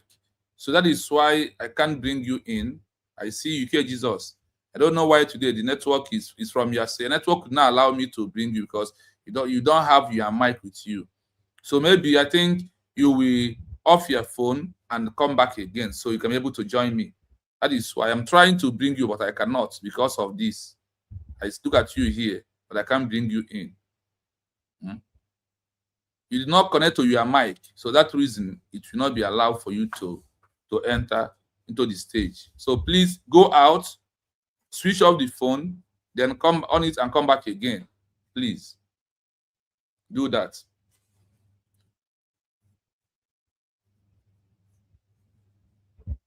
Jesus. Jesus, your network did not connect to your mic, so there is no way I can bring you in, because it's only when mic is connected and it's free to be allowed to enter on the stage. So what you will do is to switch off the phone, then on it back again, come back to the link, then I think it will allow you to enter. So try it for the second time like that, then it will allows. So, right, network. You don't have network, Jesus. Jesus, there is no network from your side. That's why I'm the one I'm removing you to bring you back, but it's not coming. So when you listen to something, and please, if you want to join us to share this message for people to read, then go after the program, check on our WhatsApp group where I normally post all the research, so you can see it there. And today we will try to record the voice and post it out so people can also listen to it. So we will do it section by section. So please try and pay attention and watch out as I am still playing the audio back. So if you want to join us, use the link, but make sure you have a good network before you join us. When the international community, including the United Nations, foreign ministries, and international courts, engages with populations seeking self-determination or the restoration of a lost country, it relies on specific, strict legal frameworks. How international bodies look at a government-in-exile, GIE, versus an organizational body like a Directorate of State, DOS, comes down to distinct definitions in global diplomacy. 1. The language used for a government-in-exile, state-to-state language. In international statecraft, a government-in-exile represents a political claims framework. By declaring a GIE and issuing a peaceful redeclaration of statehood, an entity is explicitly attempting to speak the formal structural language of international law, such as the criteria of the Montevideo Convention. I hope you are listening. I hope you are paying attention. The English is not difficult to understand, it's very simple English. How the world see this thing that you claim you are IPOB, you are DOS structure. Have you seen why Biafra cannot be organized through the structure of IPOB DOS without transition into Government-in-Exile? The language of the world is what? The language of the law is Government-in-Exile. That is the language of the international global community. That is the language of the ICJ. That is the language of Washington, D.C. That is the language of anywhere you enter today. Talk about. That is why we talk about Biafra. People will disappear because you are not coming to the language they are using. And people will stood up. That's why I asked my son, go and be doing something. They did not tell him, go and translate Government-in-Exile so we can listen to you. But they asked him to go and doing something. So that's what they told him, is what Simon understand and transition into Government-in-Exile. The international community views it. Global powers treat a GIE as a formal political claim to sovereignty. International bodies do not automatically grant recognition to a GIE, but they recognize the political mechanism being used. The legal context. When a GIE establishes administrative tools, such as issuing formal identity documents, codifying bylaws, and setting up structured ministries, it is using the exact institutional framework that foreign governments require to conduct formal state-level diplomacy. This structure allows foreign ministries to categorize the entity as a state in waiting or a government operating outside its contested territory. 2. The language used for a Directorate of State, DOS. Non-governmental/organizational language. A Directorate of State, or a centralized organizational committee, is recognized by the international community under the framework of a non-state actor or a liberation movement. How the international community views it. Foreign governments and international bodies interact with a DOS, or a movement directorate, primarily through the lenses of human rights, humanitarian aid, and political advocacy. The legal context. Because an organizational DOS does not claim to be a formalized, functioning government structure operating via ministries, international bodies address its members as political activists, representatives of indigenous populations, or a civil movement. While a DOS can successfully lobby for human rights awareness, asylum documentation verification, or international legal defense, its foundational structure is not built to act as a direct diplomatic peer to foreign states. Now, on this, there was something I want to understand here. When USB was never re-declared, the document of Ipob is working. After our peaceful declaration of Biafra as a country, the Ipob asylum document is no longer working. And this is only what the world grant them to do. That is why all of them used to seek asylum. And those who use Ipob of Mass Nanaka to seek asylum, all of them turn against him today. Many of them turn against him. Instead of them to transition into what the world can use to recognize them as a country, to issue, to re-declare Biafra, but they refuse to do that. And when those who understand the creator of the world re-declare it, what happened? They turn against it. They said, we distance ourselves from so-called government-in-exile of Simon. That is the language of the world. The government-in-exile of Simon is the language of the world. The language is what? Government-in-exile, proving to be a nation in waiting for recognition.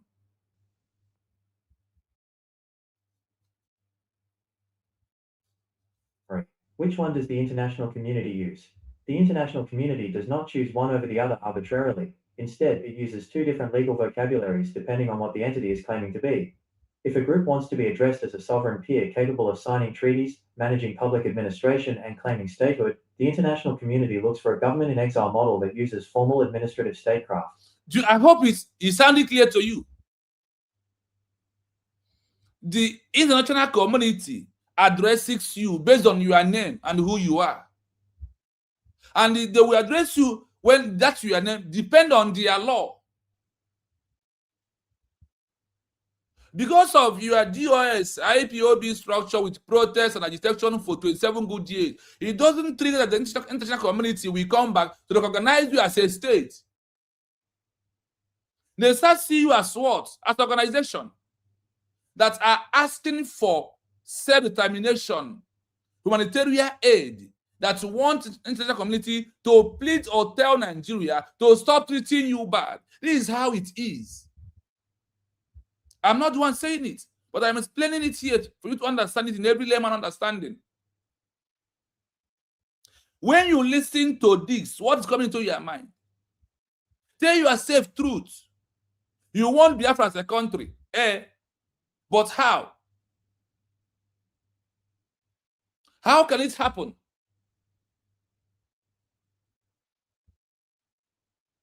It's not by the structure of Ipob DOS, no. They said it here that the world will see you as what? As a protest pressure movement that are seeking for self-determination, that need pity, to Nigeria to pity you and treat you nice. But for you to act as a nation in waiting, that you must transition into government-in-exile. The group acts as a political pressure group focusing on advocacy, grassroots mobilization, and resisting an existing state from within an organizational structure. The international community addresses them via the language of non-governmental organizations, NGOs, and liberation movements. Therefore, when a nation seeking restoration transitions into a government in exile and utilizes a peaceful redeclaration, it is deliberately upgrading its status in the eyes of international law, moving away from the language of protesters and organizations, and forcing the international community to evaluate them using the language of states and governments. What else do you want? Maybe you need to ask questions. You need to do what? Ask some questions. That's what I am asking questions myself to know the right from the wrong, and to know how the international community see what we are doing and how they will treat us, and the better way for it. Look at it. Therefore, when a nation seeking restoration transition into a government in exile, actualize a peaceful redecoration, it deliberates upgrade its status in the eyes of international law, moving away from language of protest and organization, and forcing the international community to value them, use the language of a state and a government.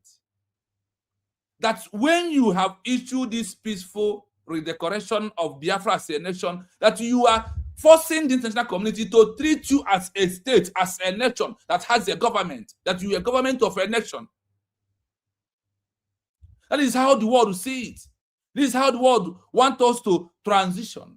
And it has happened. Look at that word, IPOB, the word of transition. You must transition from IPOB DOS structure, but abandon the IPOB DOS structure into a government in exile. This is how Biafra will become a country. This is how they want us to move. They said, you must move away from protest pressure organization group. That is how the world sees IPOB. That is why they can never grant you, they can never agree with you that Biafra is a nation. The criteria for Biafra to be nation is what they are giving us here. What else do you really want? If you have a child sent to school, the child enters school and maintain the law that guides that school. Those that lost their country, Poland lost their own. In Africa, Kenya lost their country. First, they redeclare. Lithuania lost their own. East Timor or Timor-Leste lost their own in the hands of Indonesia. Kosovo lost their own. Go and check history. These those who lost their country, like you and I, lost now on the hands of Nigeria. They did not do protests. They did not use under self-defense of humanitarian aid to achieve it as a country. They all transitioned into government in exile. And the government in exile start working by issue the peaceful redecoration of words of their lost country back. You have to redeclare it back. You have to restore it. That's what Master said. Until we redeem who we are. How can you redeem who you are without proving it to the world? The time for all this shenanigans is over. And the government in exile has already been formed. A government in exile has done the job that the world wants them to handle. This is how, through Simon Eber introducing government in exile. You as an IPOB member, do you know what's government in exile? I was IPOB Oteka. I never knew what government in exile until Simon Eber emerged. And I myself begin to research about what is God, the word government in exile. Does it exist? That is my first question. My first question was, the word government in exile, does it exist? And now ask, what is the work of government in exile? And now find out. Why can't ask question on your Google? Ask on any app you are using. That is why Simon beat all of you hands down. That is why Simon understands the criteria of the world and how to achieve Biafra as a country. It's not by this that we are doing. We have protests for, I have joined this protest for 27 years. And there is no result. Check from time of our vacancy today, how many years? You are doing one thing, and how do you want a different result? And the world has given us criteria to achieve Biafra as a country. You refuse. If you went to school, for you to graduate, you must follow the rules of the school. Today, you travel to a country where you reside. Are you not following the country law? That country, are you not following their law? Do you bring the law of your IPOB Russia and tell them this is how I want to live in their country? Other things we are doing is like, there is a law, there is existing protocol. We have to stand on it. The existing protocol is clear. The existing protocol is what? Through by government in exile. After you have lost your country. And you must re-declare it back. That is how you take it back. And that is how, then you will start, you have a government structure. Then the world will start seeing you as a what? As a state that has their government. That's what it simply means. You are in primary one from the only thing you do in abroad is to protest. And that is how you want a country. Anything protest is what they call it self-determination movement. That are seeking for Nigeria or the country that you lost your country to treat you nice and keep you. But if you must transition to prove that you want your own country, Government-in-Exile is involved, re-declare it is involved, and Government-in-Exile structures proving a what? A maintained structure of government with cabinet members, ministers. As we are winding down, if anybody joins us, our brother Ike is trying to enter, but his network is very poor. His network now allow him to connect his gadget to the mic, so there is no way I can bring him in. It's not my fault. So his network, please, Ike Jesus. So Ike Jesus, you can also call on the phone. I know you have the phone number. You can also call for you to contribute. If so far the network does not allow you, if you can call through WhatsApp, then you are free to call through WhatsApp also.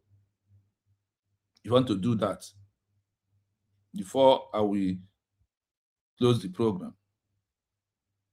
Ike, I hope you can hear me, Ike Jesus. You can call through WhatsApp. So far, the mic could not allow you to say words. So you can use the mic you can use phone call. And I will put it on speaker. Then Biafran will hear your voice. I'm trying to find Ike Jesus' number. I don't know. Is it on this one? I have his number. But he's one of the regular person on this page. So Ike Jesus, please, if you can hear me, you can call through phone. And I will pick up the call. So you can also put the voice into what we are doing. And I have removed the phone on silent in case if you want to call. The number to call still remains the same number you know. +973360513337. I repeat, +973360513337. Also, if you also want to join us on a WhatsApp group to pick up this message to share, I also recorded all the voices the way we are playing it here. So I'm going to post it on my WhatsApp group. That number also, once you say hi there, admins are there to put you in. So you can also help us to share to any group you are for them to hear the truth. The truth is bitter, but we must say this truth.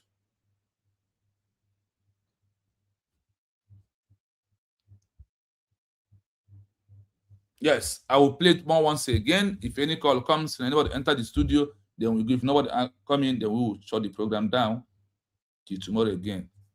When the international community, including the United Nations, foreign ministries, and international courts, engages with populations seeking self-determination or the restoration of a lost country, it relies on specific, strict legal frameworks.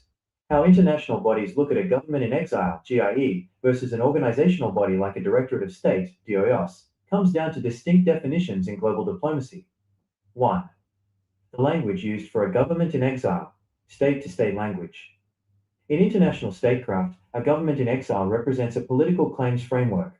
By declaring a GIE and issuing a peaceful redeclaration of statehood, an entity is explicitly attempting to speak the formal structural language of international law, such as the criteria of the Montevideo Convention. How the international community views it. Global powers treat a GIE as a formal political claim to sovereignty. International bodies do not automatically grant recognition to a GIE, but they recognize the political mechanism being used. The legal context. When a GIE establishes administrative tools, such as issuing formal identity documents, codifying bylaws, and setting up structured ministries, it is using the exact institutional framework that foreign governments require to conduct formal state-level diplomacy. This structure allows foreign ministries to categorize the entity as a state in waiting or a government operating outside its contested territory. 2. The language used for a Directorate of State, DOS. non-governmental/organizational language. A Directorate of State, or a centralized organizational committee, is recognized by the international community under the framework of a non-state actor or a liberation movement. How the international community views it. Foreign governments and international bodies interact with a DOS, or a movement directorate, primarily through the lenses of human rights, humanitarian aid, and political advocacy. The legal context.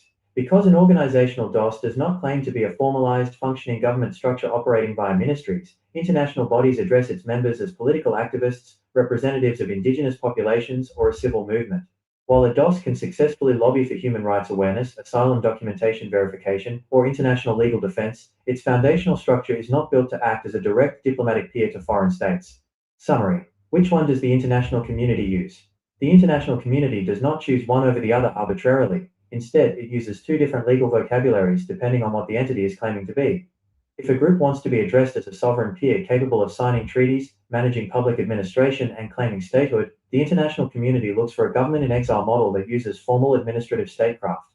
If a group acts as a political pressure group focusing on advocacy, grassroots mobilization, and resisting an existing state from within an organizational structure, the international community addresses them via the language of non-governmental organizations, NGOs, and liberation movements. Therefore, when a nation seeking restoration transitions into a government in exile and utilizes a peaceful redeclaration, it is deliberately upgrading its status in the eyes of international law, moving away from the language of protesters and organizations, and forcing the international community to evaluate them using the language of states and governments. What else do you want? Why IC remain in IPOB? Some of them and their granddaughter and their grandson has been doing protests in Ireland, in Germany, in America. That is only the achievement. There's the program for today. Tomorrow the exposition will continue. You will hear something. So please, I urge you to do me one favor, like and share the program, please. And also, we have started, once we are doing it, we have been recording the voices that we are playing and also some of our analysis, cutting it a little only voices and be sending to our WhatsApp group. So if you are there, you can pick up the message from there, share the message. If you know the message, what to share. You are not sharing me, you are sharing the message. I am just a messenger. Love the message. Share the message. Do not share me. And once you enter, I urge you to do me one favor. What is that thing? Try and do what? And like and share. Or anytime you are going to watch the program, try and do not just watch it.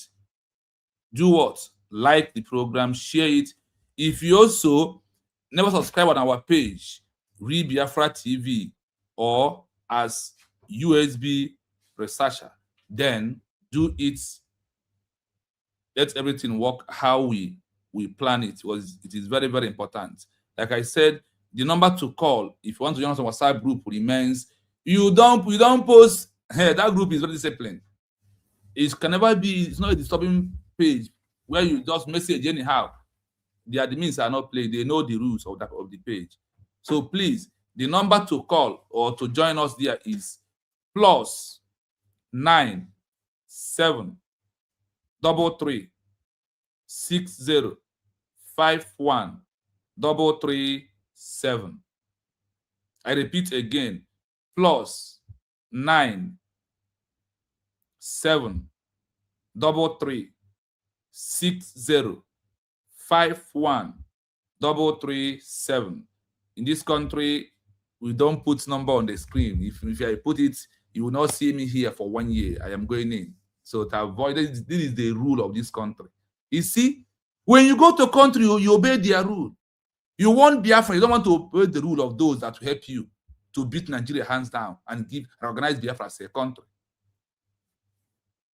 That's how it is. So from me, from here, it is a wonderful day. Bye for now. Until we come back tomorrow, that we're going to have full time, long time tomorrow. We are going to be here with you for maybe 2 times. If it's going to be 1, it's going to be a long hour for a long exposition on this particular issue of DOS and IPOB. It's time to do the exposition with fact and figure. So bye for now.